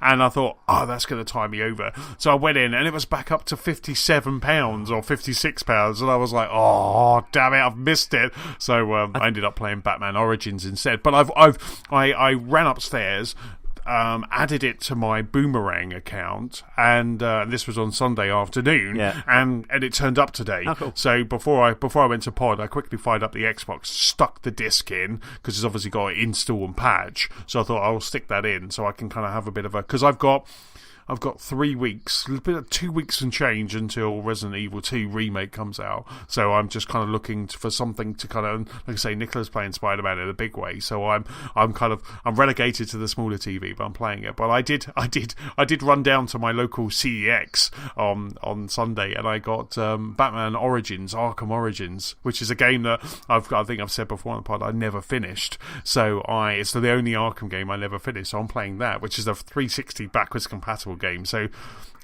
the jump between that and kind of playing Assassin's Creed is going to be, like, visually is going to be stunning. So I'm looking forward to it. I thought, Stuart seems to be really enjoying this game, so I boomeranged it. I think it's just got, I mean, I know I did look the other day when you were saying about, I think Amazon had it on for £31, I think, new as a disc. But I think that it's just, for me, it's just got, I mean, you sort of do Kefalonia, and then you do a bit of Sea of Thieving. You get on a ship, right? You get. There's a little storyline you play where you can either have the guy and his crew, or you can take the ship on your own and build your own crew. So I'm like, no, I'll take him and the crew, because there's bits throughout the game where if I don't want to spoil it, but there's things through the game where if you make a decision, so there's one decision in the game where you can choose to do one thing or do the other thing, and if you choose, I chose what is deemed at the moment to be the wrong thing, and then later in the game it comes up and says, oh, you might want to go here because something happened and blah blah blah, and you're like, bum, I made that happen. And actually at the point I was sitting, my daughter was sitting in the room, and she went, oh, Dad, I told you to do that, didn't I? And I'm like, yes, you did. She went, what's happened then? I went, well, this is what's happened. She went, oh, I told you the wrong thing. I went, well, no, that's the game, so we don't know. Yeah. If you told me the other thing, it might have gone another way. So there is ramifications for your decisions, and sometimes you do sit there and go, do I be good or do I be nice? And I think for me that is just been... That's just, I mean, it's one of those games where I haven't played it since Sunday because I know it will take over my life again, but I'm really looking forward to jumping into it. And I mean, I think Saturday, I want to say Saturday, I think I started it at 8:30 in the morning, and I think I finally put the controller down at 9 o'clock at night. Wow, that's some serious gaming. I know, and I mean, obviously, I spent a couple of minutes with my family and a little bit of time having dinner, but it was just one of those. It was just like a really good film. It just got me hooked. So definitely, I will definitely recommend it to be played by others. Do they, without kind of like too much of a spoiler territory, but do they have like mythological creatures in there? Are they kind of like being kind of Greek mythology? No, not at the moment. There's references to Greek mythology, so to gods and things like that. As of yet, there's no mystical creatures or anything like that. The one thing what's quite good I do like about it is you can steal things. So you'll come up to something and it will say loot or steal, and you could steal it, no bother whatsoever. But if you accidentally kill someone, you know, like if you're in a fight and you accidentally kill someone, or you accidentally go into a camp by mistake, you kill everybody in there, and you think, oh, that I shouldn't have done that because it comes up saying murder. Your bounty gets higher. Right. And then I think there's 5 or 6 bounties, and so what happens is when you get to the first bounty, you'll have every now and again you'll have a bounty hunter come and find you and challenge you, and then the idea is you have to kill them, and then you get rewards for killing them. And you know, some bounty hunters are like level 5, and I've come across some bounty hunters which are like level 60. Wow. And I'm level 20 now, and I've played for 40 hours. But if you steal something and someone sees you, your bounty goes up. So I've had it up to 3 bounties on me at one time, and I can assure you that when you got 3 bounty hunters on your tail, you're very quickly running in the opposite direction. But then it gets really stealthy. It almost gets sort of like as a stealthy game, because you can then hide from them in the grass, and then if you want you can run, or if you want you can try and pick them off one at a time, so try and separate them. So sometimes it plays to try and go all out kill them, and sometimes it just pays to run off, get your health back up a little bit, stand behind a rock, whistle at them to come over, and then you can do a surprise attack on them, get their health down a bit, and then go into it. And there's all sorts of special moves and things like that. But yeah, I mean, I'm just absolutely loving it. And as I say, my top games this year have been not necessarily games that I've really enjoyed, because your top game I really enjoyed, and if I'd played more of it, it probably would be in my list, but I haven't played more of it. So my games are the ones that I've really sat down, really gripped me, and I've really put my time into. So definitely worth playing. So yeah. So anyway, Anthony, Absolutely. What's your top game? I wonder what. So yes, I kind of hinted at it just a moment ago, but my game of the year 2018 is Marvel Spider-Man. You know, it's no shock to anyone. No one's fell off their seat right now that Marvel Spider-Man is my game of the year. I just feel that this game, from start to finish and then DLC, it was such an amazing video game all the way through. You know, this is just the mechanics of swinging through New York, the water towers on top of every building, you know, the photo mode, which I absolutely loved.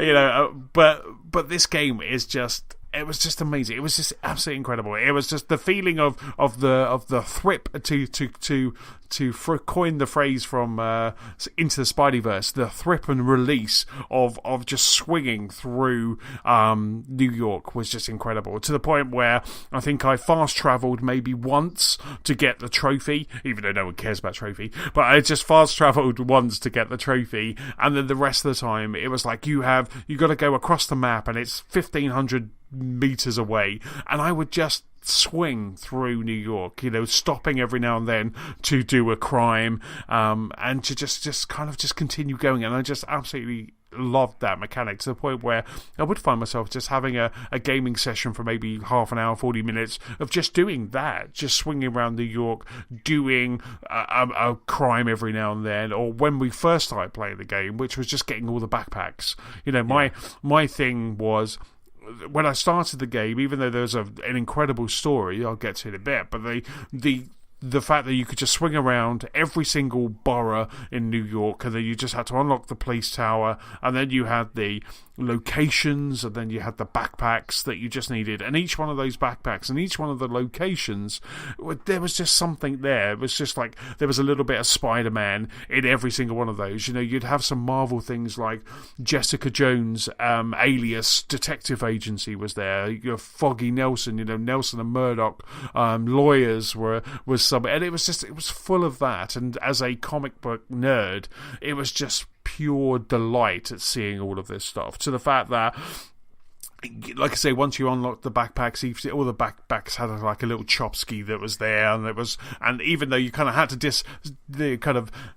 suspend disbelief. You're playing Spider-Man anyway, but you have to like all of these backpacks were kind of like in the UN building and the Avengers Tower.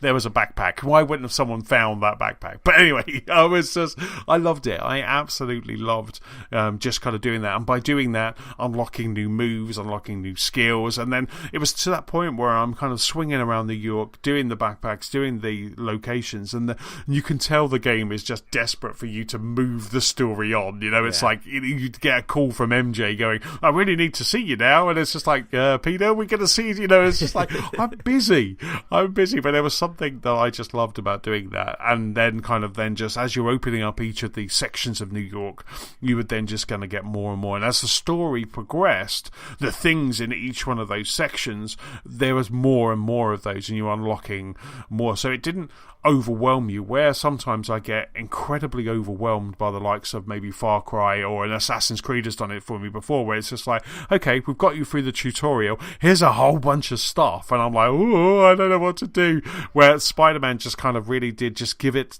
kind of gently to me and just kind of ease me into this, and it was a game where I never wanted to put it down, similar to you know, it was kind of, you had those long sessions of gaming, and that was that one thing that I just absolutely loved. And the story, the acting, the graphics, all of those things came together in similar to what you were saying about Assassin's Creed and made a really good Spider-Man movie. You know, this was the facial features and the mocap of the main characters was incredible. You know, Dr. Octavius to Peter to MJ to Aunt May and to Miles as well, Miles Morales, you know, kind of just seeing all of those, and the motion capture was incredible. And one of the great things that's happening now is Nicola has got into Spider-Man, so I'm actually watching the game now as well. So when we're playing, we're down in the movie room, Nicola's on the ginormous TV, I'm on a tiny little TV, but every now and then I'm just looking up and watching Spider-Man, and I'm just enjoying those cutscenes again and just kind of enjoying that stuff. And it's just really nice to actually kind of sit back and watch it rather than going, you know, rather than panting, going, I made it, I did it, I've done that, you know, right, next thing, you know, it was just, I'm actually relaxed going, oh yeah, that's really lovely, you know. And the combat was great, the skills that you're unlocking, the gadgets that you're unlocking, the whole progress through really made me feel like by the end of it, it was all second nature. You know, again, it's that kind of, it's the same thing as Dead Cells, it's the same thing you're probably experiencing with Assassin's Creed. By the end of it, you feel like a badass, you know. You feel like I feel like Spider-Man. You know, I know exactly what I want to do. I want to web that guy to that wall. I'm going to throw him over there. I'm going to use this here, and I'm going to do all of that. And you kind of have your moves in your head, and the game doesn't stop you from doing that. The game just kind of helps you kind of get to those points. And I just think the story was fantastic. You know, had an amazing cameo by the late great Stan Lee was in it, and then after the story, you then had the DLC, and the DLC continues that story, continues some beats from the story, and was incredible. And I always kind of think, oh, the DLC is not going to be much. It's just going to be open up a new area, do a couple of things, but it wasn't. You know, the story, it was a 3-part arc, and it was a really good kind of story all the way through, and I absolutely loved it. And I got to the point where when the last piece came out, I was waiting for it. You know, I was actually just generally excited and waiting for that last piece to come out, and it didn't disappoint. You know, the last piece was incredible, and to the point where there were parts in the DLC and there was parts in the story that generally had me just kind of laughing out loud, rocking back on my seat and just laughing at the game. There was a few bits, and I won't spoil them because they are just beautiful bits, but there was a few bits in the DLC right at the end that got me so much that in a very kind of Greg Miller kind of way, I found out from the credits who the writer was and tweeted at the writer just saying, your writing on the DLC was absolutely phenomenal. You know, there were some bits, and I gave kind of a nod to the bit that I was talking about. And the great thing about Twitter, this guy went, it wasn't just me, it was these other 4 people as well. Yeah. And then he kind of copied those people into the tweet, which I then just thanked them again. And it just felt nice because this game had touched me. It just it was such a great game, and I enjoyed it so much. And the fact that I got to thank Insomniac, and the fact that I got to thank these writers, and it was just such a lovely thing to do. And it's kind of one of those things where Twitter can be good, it can be used for good, and this was it was a lovely thing to do, and it really rounded out my experience with Spider-Man. And and all of that loveliness aside, we had all of those different suits and photo mode were just incredible. The OCD in me didn't want to come out of the Marvel Spider-Man PS4 suit, which is now canon. It's in Spideyverse, it's in Into the Spideyverse. It's one of the suits that are there, and it's also made it into the comic books now as well. So it's pure, it's canon now. But the fact that I could now switch up some other suits, I could be Spider-Man Noir, I could be the Spider-Man from Spideyverse, I could be Punk Rock Spider-Man, I could be Britain Spider-Man. There was all these, and after I finished the game in the DLC, I was wearing everything. And just having Sam Raimi's from Spider-Man 1, 2 and 3 with the Tobey Maguire Spider-Man, that suit became available at Christmas as a thank you from Insomniac. And I played the entire last DLC just as that Spider-Man because I loved that suit, and that was just fantastic. And it was just again, it's kind of very similar to Sea of Thieves. When you feel that there is a game that people are passionate about, and they love every ounce of this game, and Spider-Man was definitely that. And I really hope that Insomniac make another one, because the way that they kind of left the story, there's some really cool ways that they could kind of continue. Marvel's Spider-Man 2 could be absolutely incredible.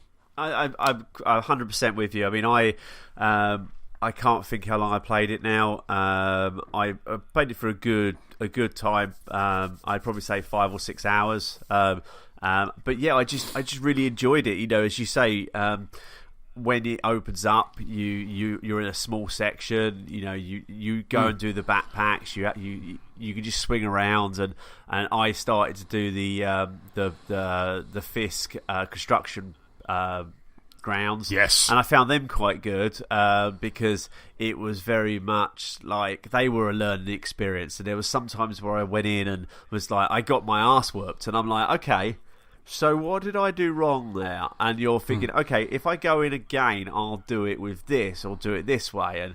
And again, a little bit like what I'm liking about Assassins, whereas you go, okay, I sort of got bored halfway through that and just went full in, started trying to beat everybody up, and that really didn't work. So actually I need to back off and just take him out slowly.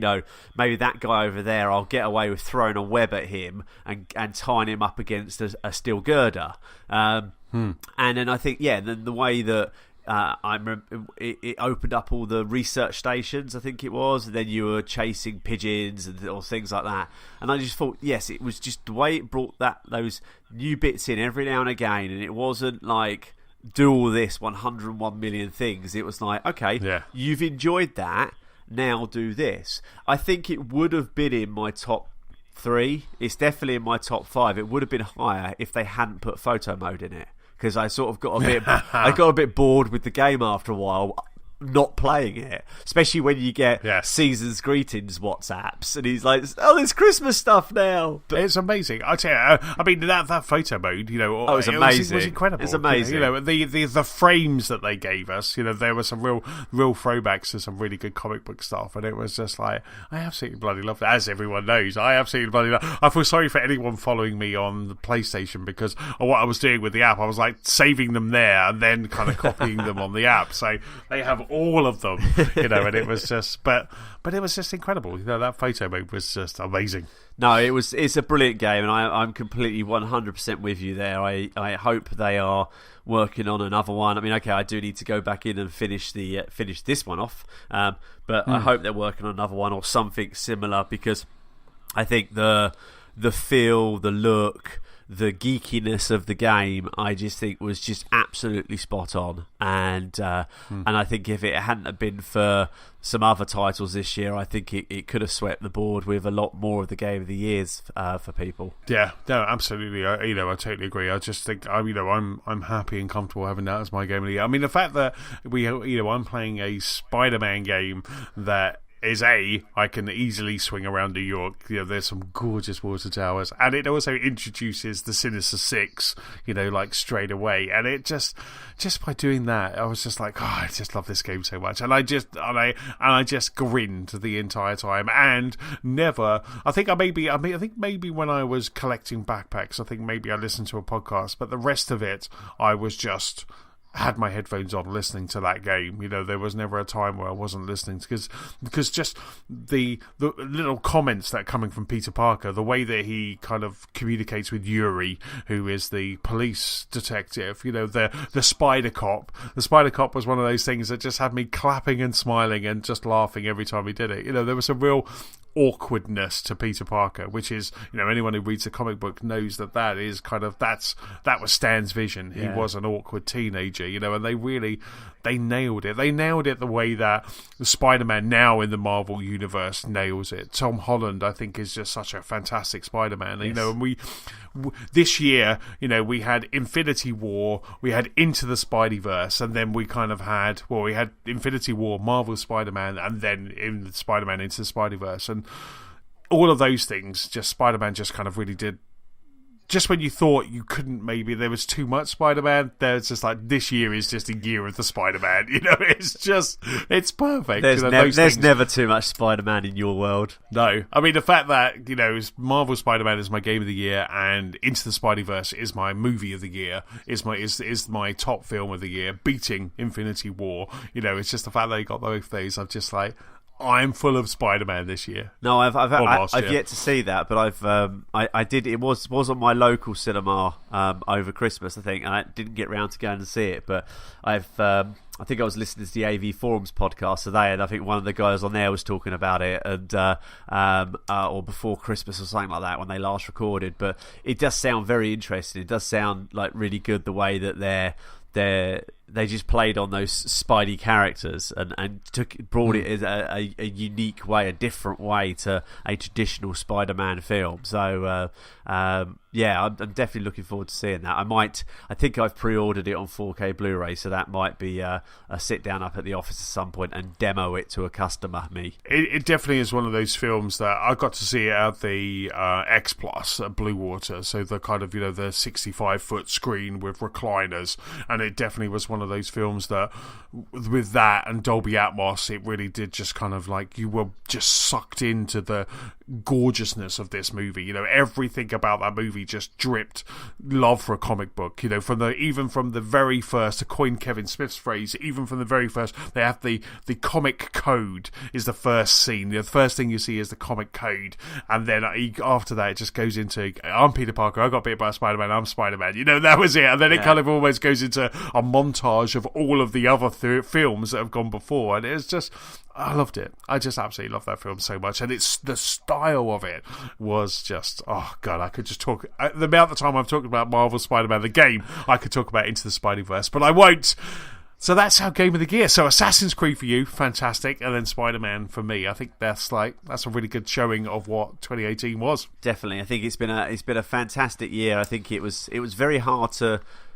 There was so many more games. I went back through my played list and my achievement list, and I think there were so many more I wanted to talk about, and that's why for me I just brought it back to what have I played the most and what have I really, really enjoyed, and what's hooked me. And those are the games what's hooked me. But there are so many other games out there that, a few of them that we mentioned, a few of them I've just jumped into, that I just think it's been a brilliant year for gaming, and I'm looking forward to what this year can throw up. Yeah, absolutely, can't wait.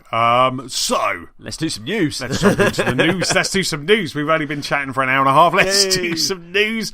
But before we start the news, don't forget you can rate, review, and subscribe to this very podcast for free on iTunes, Spotify, and also on YouTube. So let's jump into the news. Stu, do you want to take the first piece of news? Yes, I will.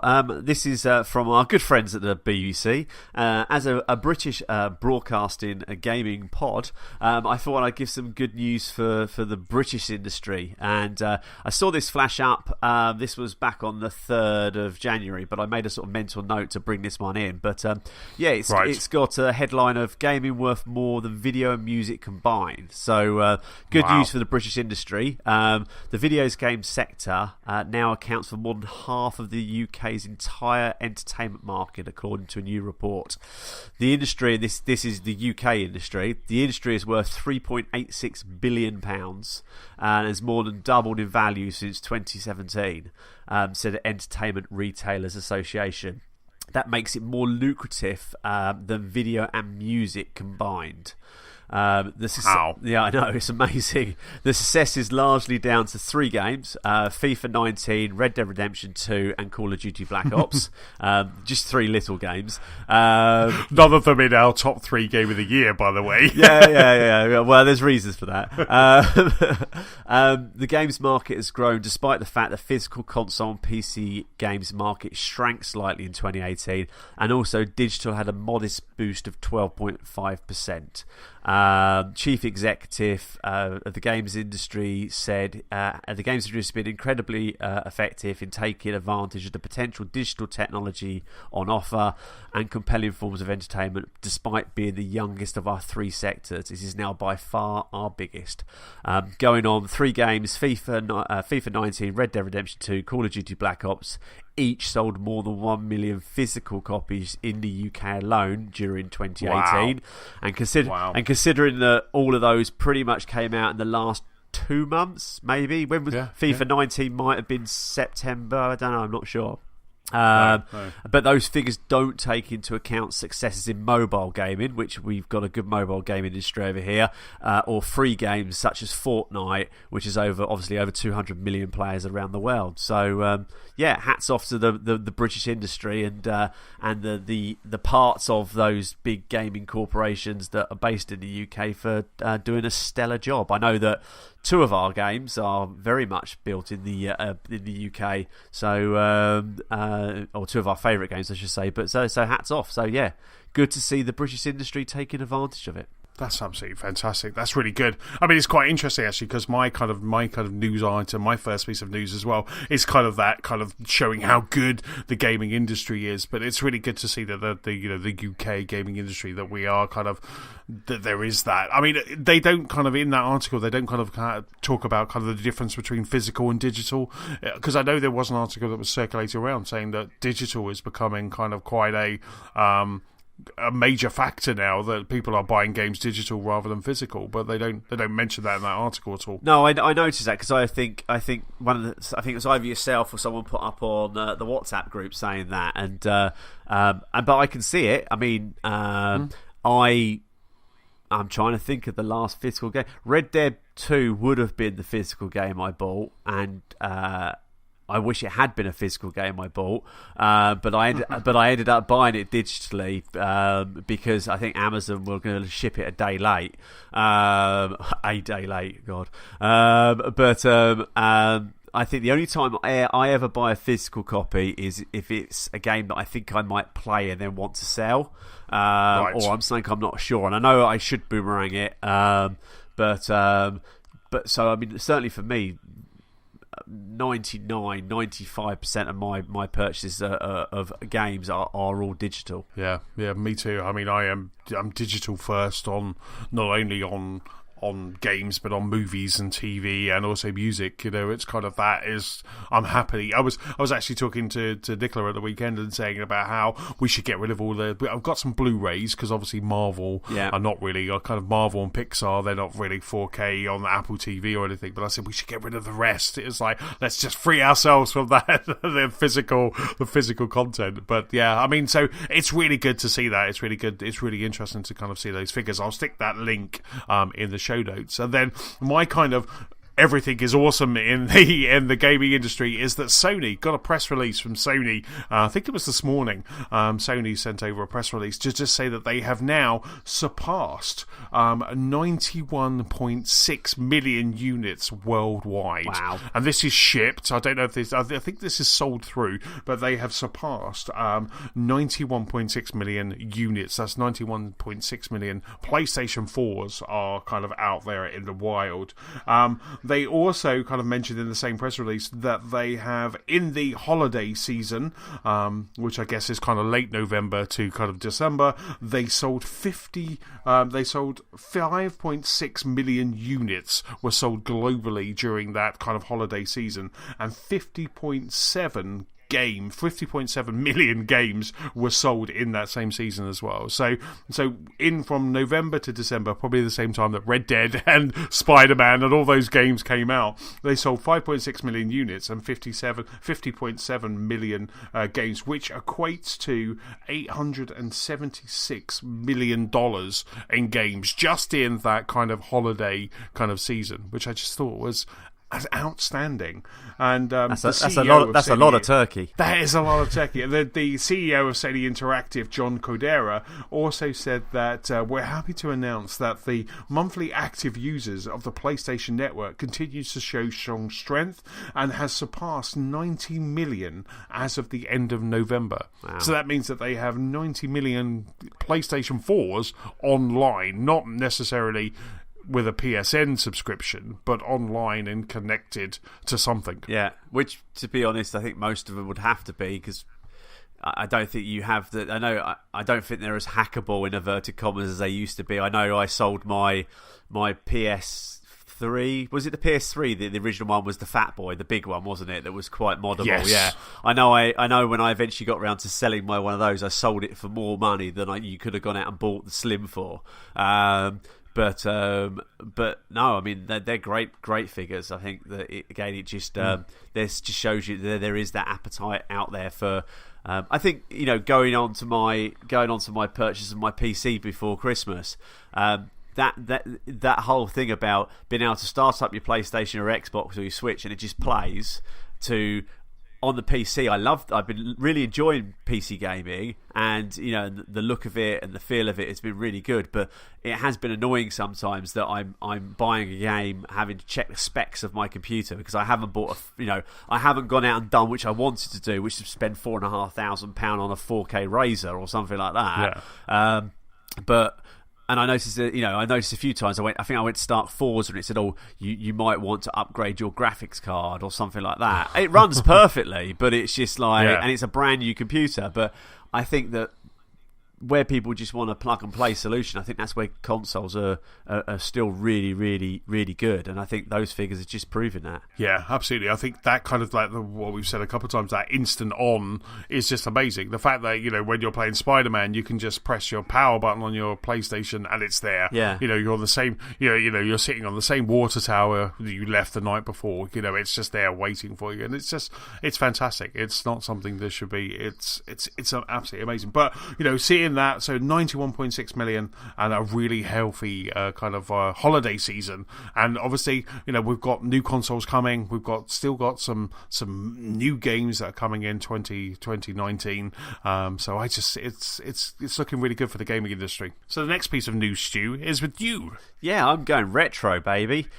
So what I would say is run down to your local CEX and pick up a very, very nice copy of a SNES console. Sorry, not a SNES console, a NES console with Duck Hunt, because our good friends at Hyperkin have just announced at CES, which is going on at the moment, that soon you'll be able to play Duck Hunt on a modern TV. What? Yeah. So the NES Zapper light gun peripheral is unfortunately a victim of a relentless march of technology, rendering inoperable on modern flat-screen TVs. Retro consoles and peripheral maker Hyperkin aims to solve that problem with the Hyperblast HD, a NES light gun for the modern age.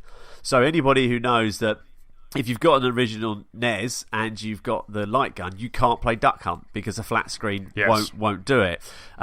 Basically, the way that the refresh rate works on a TV, it basically, I think it's in the article, but when you basically the frame rate changes on the TV, it goes from black to white, and that's how it recognises where the gun's been shot. And if it's close to where the light is, then basically you hit that duck. So for years you've not been able to do it. But basically, the Hyperblast HD is being demonstrated at CES in Las Vegas as we speak. Uses a special HD adapter to sync its sensor with the television it's attached to, making the old black and white screen trick look like it can work. One caveat: the Hyperblast HD requires the original NES console to function. And obviously you're basically won't be able to use it for a retro console, and you obviously need a copy of the game. So yeah, for me, I'm seriously tempted about going and finding a NES and a copy of Duck Hunt, because I loved that bloody game. It was awesome. Wow, that's just so cool. I wonder if they'll bring it, because I've got I remember a couple of probably about a year or so ago, I got my Saturn out, because I love like Virtual Cop and all those games, and I just absolutely, and I got them and got the gun. I was really excited. I'm going, oh my god, I'm going to play this for ages, and then I think I got a tweet from, or a message from Manny or Matt or James going, yeah, by the way, it's not going to work on your TV. And I'm like, yeah, because I sent them a picture going, look what I've got, I'm just about to play this, and they're like, yeah, that's not going to work, and it didn't work. So, it's working now for a NES, and I mean, hopefully, maybe it'll get scaled up for other things. Hopefully, I mean, there was, they've got on here, Duck Hunt, Hogan's Alley. There was some great games out there that use these peripherals, and I think, personally, I was playing Farpoint on PSVR, because I think I managed to get that with the gun cheap some point last year. I think I ended up picking up the game and the gun for about £40 off Amazon, where I think originally it was over 100. And it is great just using that peripheral to shoot things. And I can remember many an hour playing Duck Hunt. So I think, although we talk about the modern, I think some of the retro stuff is great. And I think. I know, certainly going to my daughter, she'd love to play that. So, yeah, I mean, ironically, this is on Kotaku's UK website, and as a lot of websites do these days, it's thrown up an advert next to it where I can buy a copy of Duck Hunt for £7.40 at the moment, apparently. That's so cool. I love it. It's just like, you're on an article. I can show you everything you need right now. And it will keep on showing that article no matter where I go for the next 7 days. Yes. Super. Awesome. So, the next article is over to you.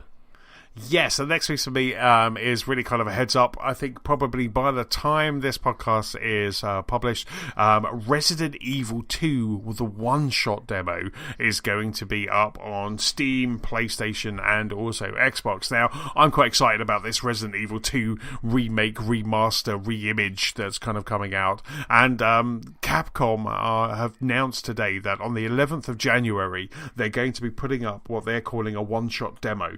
So this goes live on the 11th, and what this means is that you basically have 30 minutes to play Resident Evil 2. So it's dropping you into Resident Evil 2, and you will have 30 minutes. But once that timer is up, there's no starting again, there's no kind of redoing it or uninstalling and reinstalling. That's it. Wow. You basically just get 30 minutes, and that's all it. I don't think, I was reading through the article that was on Eurogamer and also on the PlayStation blog. I don't think your save is going to carry forward. It's very much kind of, this is just have a taste of this, enjoy the awesomeness that's going to be Resident Evil 2. You got 30 minutes and it's all over.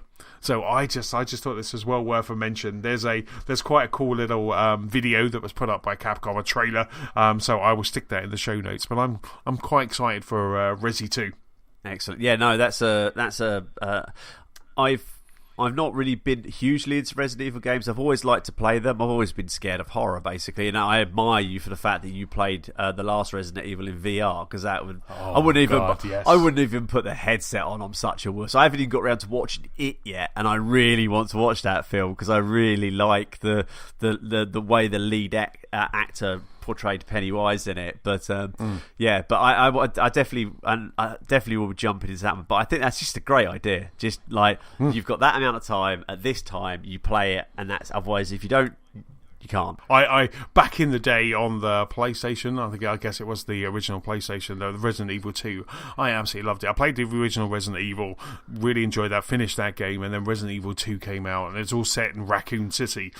in a police station, and it was incredible. There's something about this. It looks stunning, it looks like they've basically taken the story and they've just redone it from the ground up. This looks like a really good game, and I can't wait. I think it comes out on the 25th. So even though you get to play this one-shot demo on the 11th, which is Friday, I think we're recording this right now on the 8th, so it's Friday that this comes up.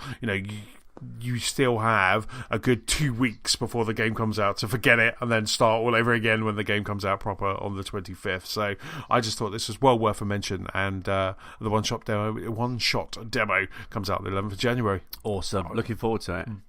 Very excited. And then the last piece of news on our return podcast, Stu, is with you. Well, I thought on the last bit I'd get a bit techie rather than gamey. So as we are podding today, I can't even think what day it is because I'm still in Christmas mode. As we're podding today on Tuesday, we have had the Consumer Electronics Show start over in Vegas, where lots of people go and get drunk in Vegas for a few days and look at new tech. And yeah, there's some great tech.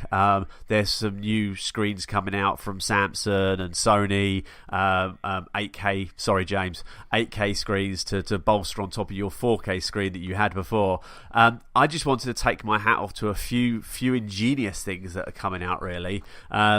Last year, Samsung showed off a product called the Wall, which actually their 75-inch TV, which is using a technology called micro LED. So a bit like OLED, but it's sort of Samsung's. Samsung's never wanted to jump into OLED because they've always wanted to try and strive for this micro LED sort of side of it. But it is a self-illuminated LED, so it's similar sort of thing.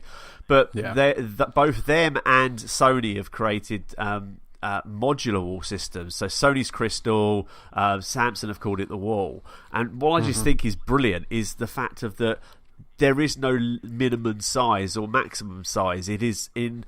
We've always had video walls. Video walls have always been very expensive, or you've had to choose the size of the bezel, what goes between. So you've always had that line. I mean, we've all seen them, but where we've seen massive big gaps, they're the cheap ones. But you can go to someone like Christie and do a really good video wall of like 3 meters wide and have very minimum bezel, but it will set you back £250,000.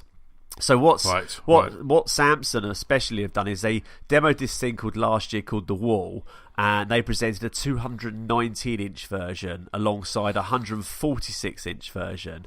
And then what they're showing you this year is they're basically showing you the modular panels, the individual modular solutions. So you can make up whatever resolution you want, whatever size you want, at whatever aspect ratio you want. So for me, in the industry I'm at, where I do big screen TVs for clients, but I mainly do big screen projectors for clients. Yes, initially it's going to be expensive, but it's going to be a case of that you can actually create someone a 3 meter wide, a 3 meter wide 21.9.235 screen, so CinemaScope. And then 6 months later, if they want to make it bigger, they just put a couple of more tiles on the side. Or if they want to change the aspect ratio to 16:9, they put a few more tiles on the side. Or if you want to do something funky, I know we spoke before the show about where, let's say you're a family of 4 people and you've got 4 games consoles and you all want to play at the same time, you could do a super wide screen 235 or wider and actually have that as a movie screen, but then also using something like, Bluestream's tile system, you can actually tile that, so you can have it split into 4 quarters. So you could all be playing a different console on the same screen using different parts of the module. Wow. So I think that is going to be very, very interesting. And then also, we were talking about it on the WhatsApp group the other day, but LG last year showed a roll-up screen. So they had it set there where it was just doing very limited functions, whereby it rolled down into a tube. So the screen, if you can imagine, came up from a unit like a screen lift. But rather than it being a TV hidden inside a unit, which we do quite a lot of, which are sort of hip high, this actually is a very low slung unit that the screen actually rolled up or came out to basically show the screen and then went back in again. and they have now announced that they are going to produce it. They announced overnight that they're going to produce it this year. It comes with a Dolby Atmos speaker system built into it. It comes into its own sort of nice sort of cabinet, cloth cabinet with a 100-watt 4.2 Dolby Atmos system. It has 3 different modes. It has full view, line view, and zero view. Annoyingly, the one view that I think was the best thing they could have done with it, they've decided not to do. So when they showed it last year, they showed you a 16:9 image. Then if you then went to show like an Apple TV, which was in 21:9,235, the screen went down to hide the black bars, so it almost pushed the image to the top of the screen, and then sunk it down. So all you were seeing was a 219 image. Annoyingly, they don't seem to have built that into the model they're going to ship. So, but it will go down to just what they have, like a line view, so you can bring up anybody who's got an LG TV will know that along the bottom of the LG TV you have all like your apps along the bottom. Well, what you'll be able to do is you'll almost have those at the top now and just have that section of the screen up, so you can flick between Spotify and things like that.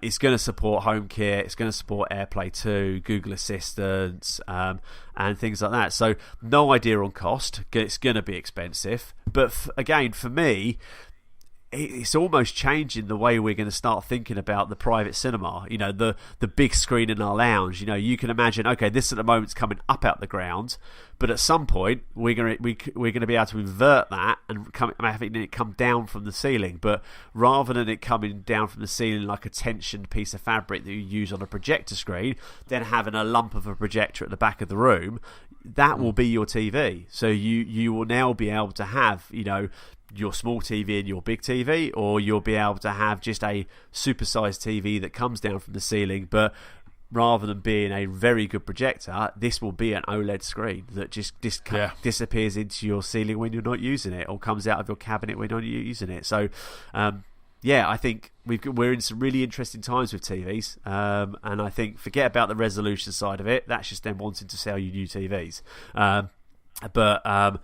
I think there's some really interesting stuff coming out, and again, I think it's just because they're starting to not run out of ideas, but there's not much they can do with our modern TV, and I think that this is the way potentially we're going to go with our TVs, which is brilliant. I really like some of the announcements that are coming out, especially kind of the AirPlay 2. I thought the AirPlay 2 was a really interesting move from Apple. Bear in mind that Apple don't really go to CES, but they're all over it because they've got the AirPlay 2 with a lot of I think it's Samsung, isn't it? Yeah. And, LG and even Sony. But also I think, is it the Samsung TVs that now have iTunes almost built into the TV as well? It was almost like iTunes is an app in that TV. So it's just, and I just think that Apple, obviously, later on this year, which they've been murmuring all the time, are going to come out with their own Netflix. They're going to come out with their own streaming service. So this is very much Apple kind of getting into all of these new technologies with AirPlay 2, with native apps on some of those smart TVs. But I just think it's great. I love that AirPlay 2 works with my HomePod and my Sonos Play 1. I can just kind of throw that around wherever I am, and I really like that.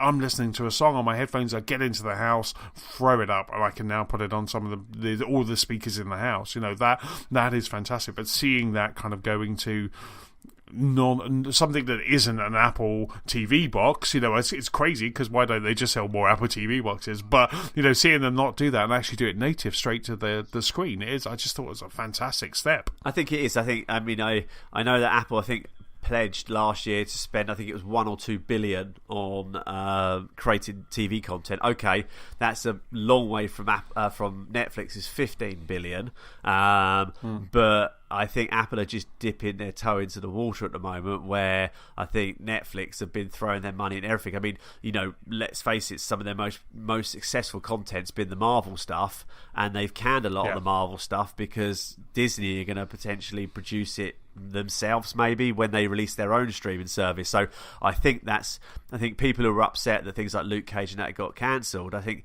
that's probably more to the fact that I think Netflix might be winding it down. So I think it's not great that there are so many people doing it, because I think we're going to end up having an app for that for all of our streaming services. But yeah. I agree with you. The fact that I could be listening to a podcast on my iPhone, walking back from the town. I can then throw that to an AirPlay device in my house, start up my Xbox, play my Xbox, listening to that, and then I can even adjust the volume on my watch. I think it's a crazy world we live in, and I think there's some things that I come across every now and again that even impress me, because it's hard when you're in the industry to get impressed by some of the stuff you see. But I think there's just some really unique stuff coming out now, and I think especially content. We've got so much content that whether it's gaming or whether it's TV, there is so much. I'm finding myself having to go through my Skybox and go, I'm just not going to watch that. Delete, because I'm having to cull myself, because I know there's so much good stuff I want to watch and play. Absolutely. I mean, like right now, like Nicola and I, we're watching kind of a mixture of The Good Place, Marvelous Mrs. Maisel. We're kind of like burning through Marvelous Mrs. Maisel, which is just fantastic. And it's really interesting, because you like go to work and go like, kind of, what are you watching right now? And you'll have conversations with different people, and everybody's watching something different.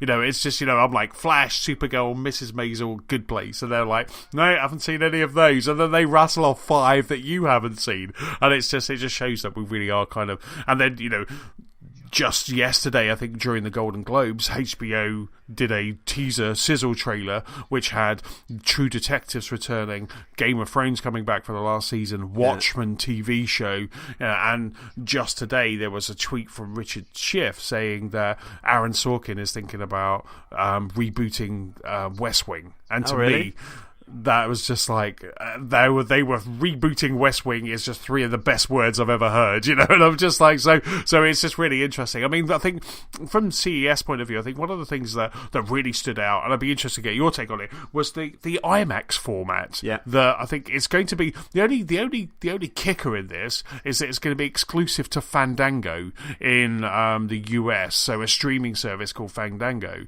That obviously there's going to be discs, but for streaming they've actually kind of, someone has got exclusivity rights for like the first 12 months. But that IMAX format must be really kind of playing into a lot of these setups that you're going to be doing kind of over the next couple of years. I think it's I think IMAX enhanced is a little bit like, I think if you look at it from the specs of your sound format, so your DTSX, your Dolby Atmoses, which are obviously the immersive cinema formats we have now, actually the IMAX enhanced principle is more like THX.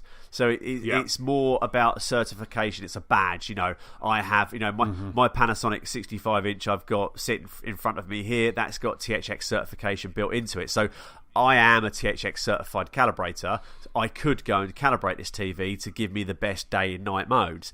Actually, it comes with it built into it straight away. I think what's happening with I got to experience IMAX Enhanced. I think I spoke about it on the pod last year, towards the tail end of last year, and it's about a mixture. It's about the image, it's about the audio. It's based on a format of DTSX. So. And it's about just going with that equipment. I mean, I know in the last few days, Arcam have come on board along with Sony and Denon, Sound United, Denon and Marantz have been the audio formats. My very, very, very, very, very not enough varies in the world favourite sound processor, Trinov, has come on board. And which I one day will be able to buy, but it is so very expensive, even I can't afford it at trade rates. but it is the best processor amplification you can ever buy for a cinema. But they've come on board, and I know Sony are on board with the visuals on their projector. So I think it's going to be very, very interesting to see what comes out. But yeah, it's going to be one of those ones where you're going to have exclusivity maybe on a streaming service. But actually, where I'm going to put it, the installations we put them in, we very rarely will say to people use a streaming service, because you're not getting true Dolby Atmos, you're not getting true 4K. You're always going to get it off a disc or off of a service where you buy the bit for bit copy of this, like Kaleidoscape or something like that. But I think, again, it's interesting. I think it's, from what I've seen, it's very impressive. It's certainly something that I'm pushing towards the equipment that I install in the future, and I think, again, if it's another company striving to get people's attention, and people's picture quality, sound quality better, then it's great. It's brilliant. Absolutely. I mean, it just looks. I mean, so when they talk about kind of the IMAX format, are they talking about that you will see more image? Because when they always kind of say IMAX, you're seeing, obviously there's the sound and everything like that, but they're also showing you more image. Because I guess we're still getting bars across our TVs. We're watching Infinity War, and you still get that kind of letterbox mode. Is IMAX going to take it to the edge then? Is it going to kind of fill out the rest of that picture? IMAX is always more immersive. They generally shoot with when they shoot their footage, IMAX is generally larger, sort of more immersive images for that bigger screen. Yeah. So what's happened before is when they've shrunk it down onto a traditional TV or on for a disc release, what you've had sometimes is you've either not seen the full picture and they sort of cropped it a bit, or you've had the resolution change as the movie's gone through. So you'll be in a 235, then it will jump to 16:9, and then it will jump somewhere in between. So I think it's the idea is to get that immersive in, and whenever we do a cinema, we're at a tricky space at the moment. Where we do a cinema, we always say to a client, okay, where do you get your content from? Because we're playing with do you put a 235 screen in, so 21:9 screen in, or do you put a 16:9 screen in? Because in a cinema room, you never want Match of the Day to be a bigger image than, Terminator 2. So when you sit and watch a movie, if you're using the room to watch, Strictly, and then you flip to watching a film, you want that picture to get bigger and more immersive. So you can use things like auto masking screens, very expensive, or you just deal with the black bars. I think going ahead to IMAX Enhanced, it's almost going to be leading on the fact of that you put a 16:9 screen in, and then you deal with the black bars, you deal with the immersive image pictures. If you can afford it, you put an auto masking screen in, which can either do 2-way or 4-way masking. But again, a 2-way masking screen, a 2-way masking projector screen can set you back £11,000. Wow. So I think it's going to be interesting to see what they do with it, but it's about bringing that immersiveness into your home. But let's not forget, if you want an IMAX cinema in your home, the buy-in is at least £1 million. So that's a true IMAX cinema, not an IMAX Enhanced, a true IMAX cinema. So if they can get that immersiveness into your home with IMAX Enhanced, then brilliant. I'm 3D sound formats, DTSX and Dolby Atmos. I'm basing my new den room all around that, and I'm sold big time with that. So I can't wait to see what comes with it. Absolutely, you got to worry. Some of the cinemas have really kind of got to worry slightly. I mean, it was quite funny. I went to see Mary Poppins just before Christmas, and I was in my favourite X Plus reclining, and it was early because I always like to go early. It was early, and there was only probably about 12 people in the cinema, but along the row from us was a woman, her mum, and her 2 kids. The woman was constantly on her phone, kind of like so. She's constantly on her phone, just looking up and down something, Twitter or Facebook or whatever it was. The 2 kids were jumping up and down constantly. They weren't in the recliners. They were stood upright and looking over the thing. And then just towards the end, as you get to the crescendo, there was an almost newborn baby behind me who then started crying. And I just sat there and I was just like, hey, why is Showcase Cinemas allowing a newborn baby to come into the cinema? I know it was a U film, but come off it. And I was just sat there and I was just like, this is why people don't come to the cinema. Because you've got this glaring light that suddenly comes out from this woman's thing. These kids kids are just talking to their mum like during the movie, and it's just like, and I was just sitting there like looking at Nicola, and we just kind of, we had that moment, and then we also had when we went to Bohemian Rhapsody, same cinema, reclining, and the woman next to Nicola decided that she would sing every single Queen song, and we're just like, you're not at home, people. And it's just like, the more and more you get this, the more I can see people coming to you and going, Stuart, make me a movie room, because I don't want to go back to that hellscape that is that cinema anymore. So I can see all of this kind of, because it's just, we've got to that point where we're kind of very, very self-absorbed and don't care about anybody else. So it's just like, and it's just, you could see that more and more people that I talk to are like, I'll wait for that to come out on Blu-ray or Apple or Sky or whatever. And you can just see that these technologies, such as these ginormous screens and IMAX and all of that, you can see where I can see where they could really benefit. And if you're okay with not seeing a movie the first 6 months that it comes out, then I could see this really kind of taking off. I think that's going to change though, because I think well, first of all, I think I've noticed in my industry with the TV side of it, we're all bigger. I remember you went from 55 to a 65 and nearly had to go back to a 55 a few years ago. I seem to remember a conversation.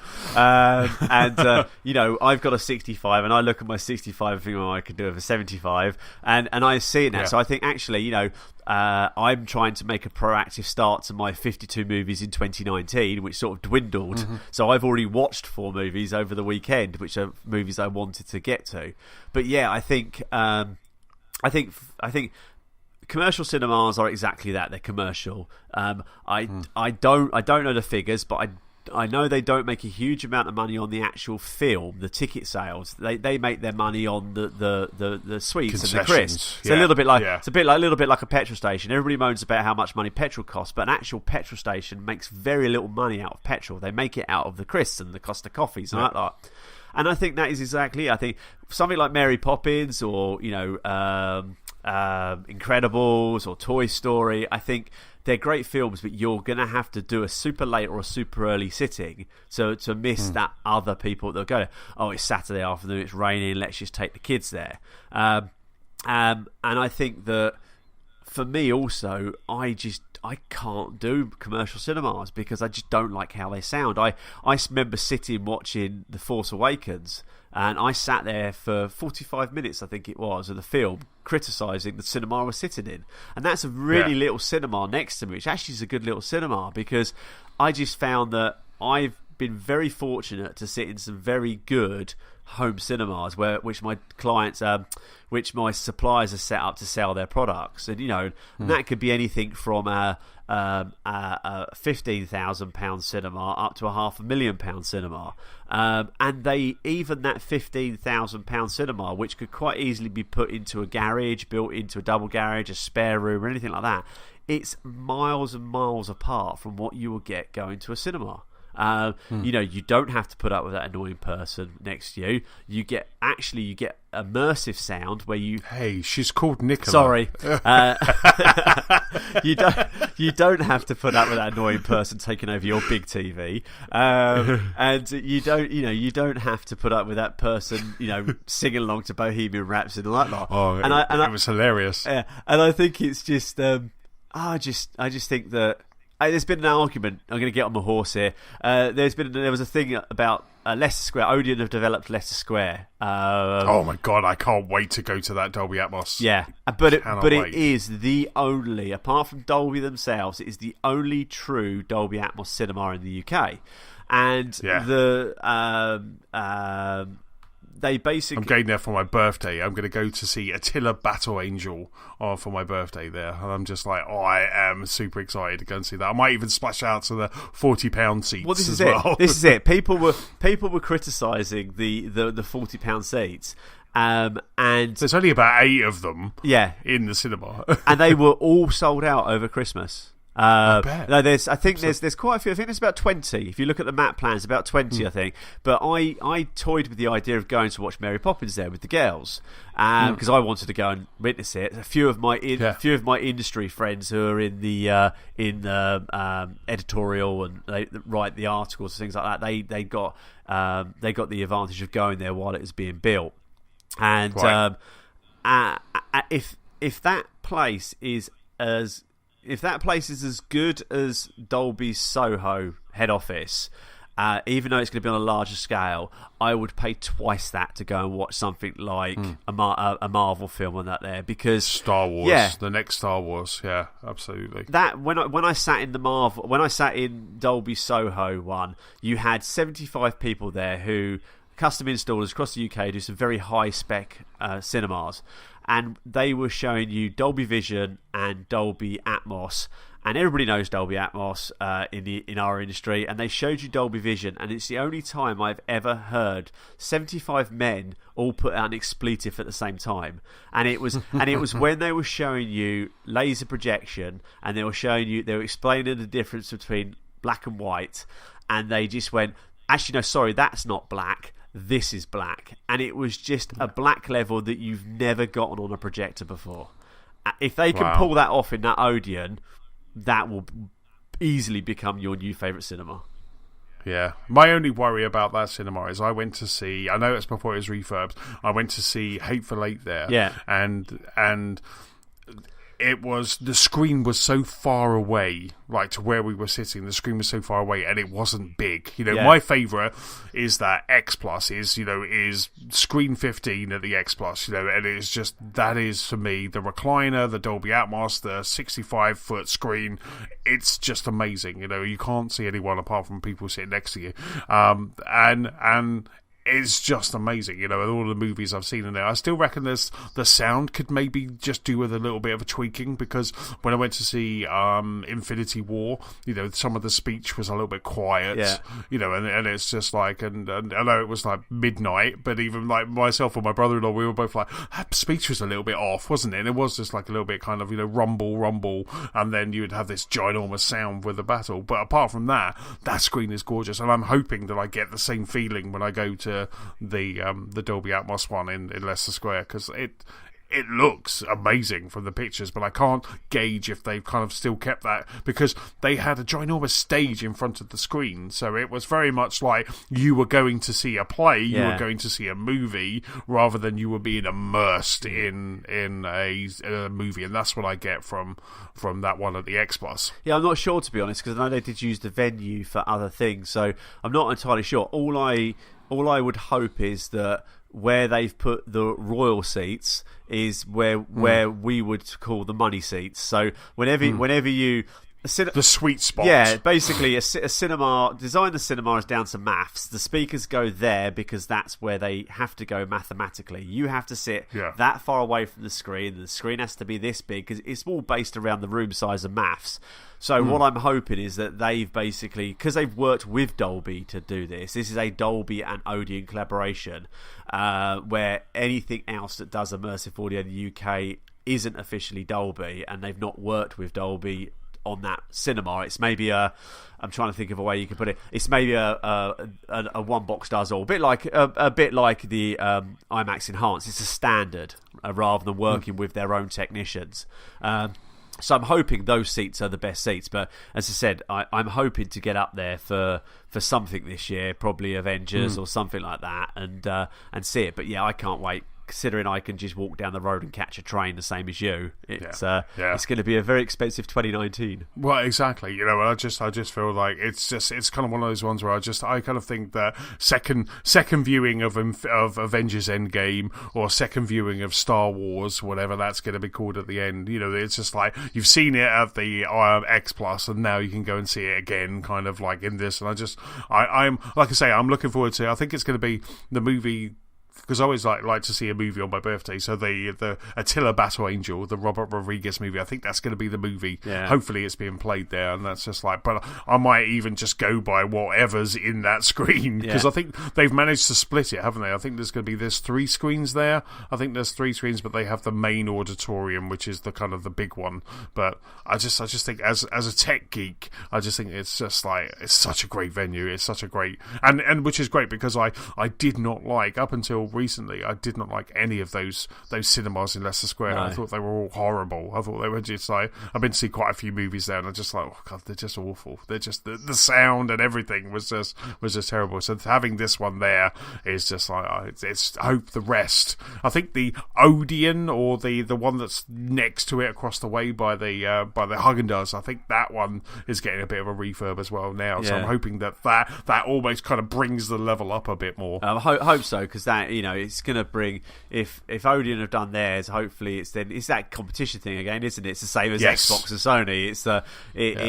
They're going to lose sales. The only thing you've just got to be careful with the Odeon, because I think they were showing Bumblebee there over Christmas, and I thought, I'll have a look at Bumblebee, and then when you went on and you went to book it, just be careful, because it basically, when you go to book your seats, you'll know which one the Dolby Atmos one is, because it's the one that has the 40 quid seats in it, where the others appear to be nice big screens, but they're not the main screen. So just bear that in mind, or pick up the phone and say, are you moving this one to the big screen, or is it coming into the big screen? Because it may be that it will come into the big screen and then it will move off to one of the sub screens. But hopefully, as I say, over Christmas, those 40 odd quid seats that everybody was ranting about on social media, they were full every day. Yeah.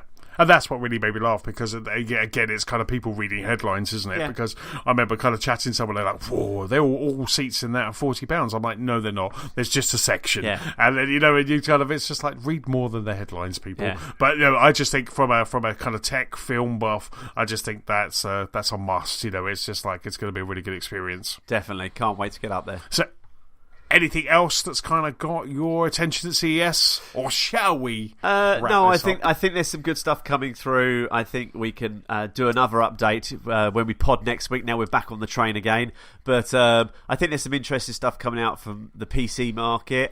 You might even be able to get that 4K high resolution screen you might want. It might be monitor based, but you might be able to get one. There's certainly some interesting stuff coming out. So keep your eyes peeled. If it's got a HDMI port and it's 32 inches, I'm all over it. All I need is for someone to bring out a decent price, because I know there's a couple that are like a couple of grand, but all I need is someone to bring out a decent price 32-inch monitor that does 4K HDR, and I'm all over it, because I'm sick and tired of playing my Xbox One X on that normal TV and then looking at Nicola's playing in all glorious 4K HDR. So I need that, but it needs to be reasonably priced. Well, I know, because there's some that are just like... I know Philips have said that they're going to go down to a 49 OLED.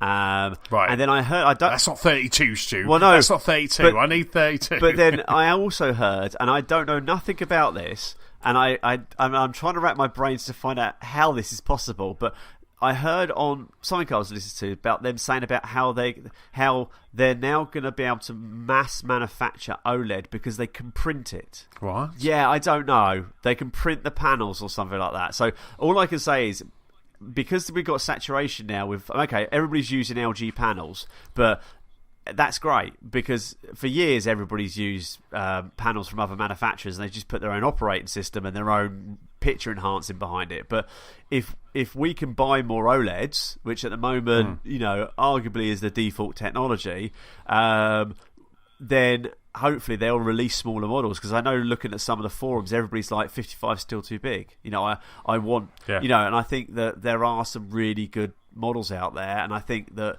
more people, Sony have announced today they're doing 8K LCD as well as OLED. So I think we might start seeing the same way we saw HDR and 4K drop down in size, drop down in price. I think you might see it drop down in size as well. So, but we'll have to see. Yeah, absolutely. I mean, I think because right now you can buy a HDR monitor, and as at one point I was thinking, I'll just buy an HDR because 4K is HDR is where the money's at. But it's just like I want that 4K HDR, and it's that perfect spot to put it in there. Yeah. And so yes, it's coming. I can feel it. I was hoping that it would in this CES, but maybe I got to wait a little bit longer. But it's it's coming. It's coming. Well, awesome. That was a really cool wrap up. Thanks for that, Stu. That was really cool. And I think that's about it for this episode as well. Big thank you for listening. Again, apologies for the extended break, but we are back. Don't forget you can keep up with us at gamerslostspark.com. You can also find us on Facebook, on Twitter, we're at Lost Spark Pod. You can find us on YouTube and also Gamers Lost Spark, PS4 Community and Xbox One Club. Stu, where can people keep up with you? You can find me on Xbox and PSN and my gamer ID of General Letdown, and on Twitter hook up with me as at Mr. Stuart Burgess. Excellent stuff for me. I am Chessman on Xbox Live and Nintendo Switch, PS-Chessman on the PlayStation Network, and Chessman UK on Twitter. Don't forget, if you have any feedback, please send it to our email address. That's feedback@gamerslostspark.com. That's about it. I'm going to rest my throat now. It's like we haven't done this for so long, I've got a sore throat. I need a beer. Say goodbye, Stu. Goodbye, Stu.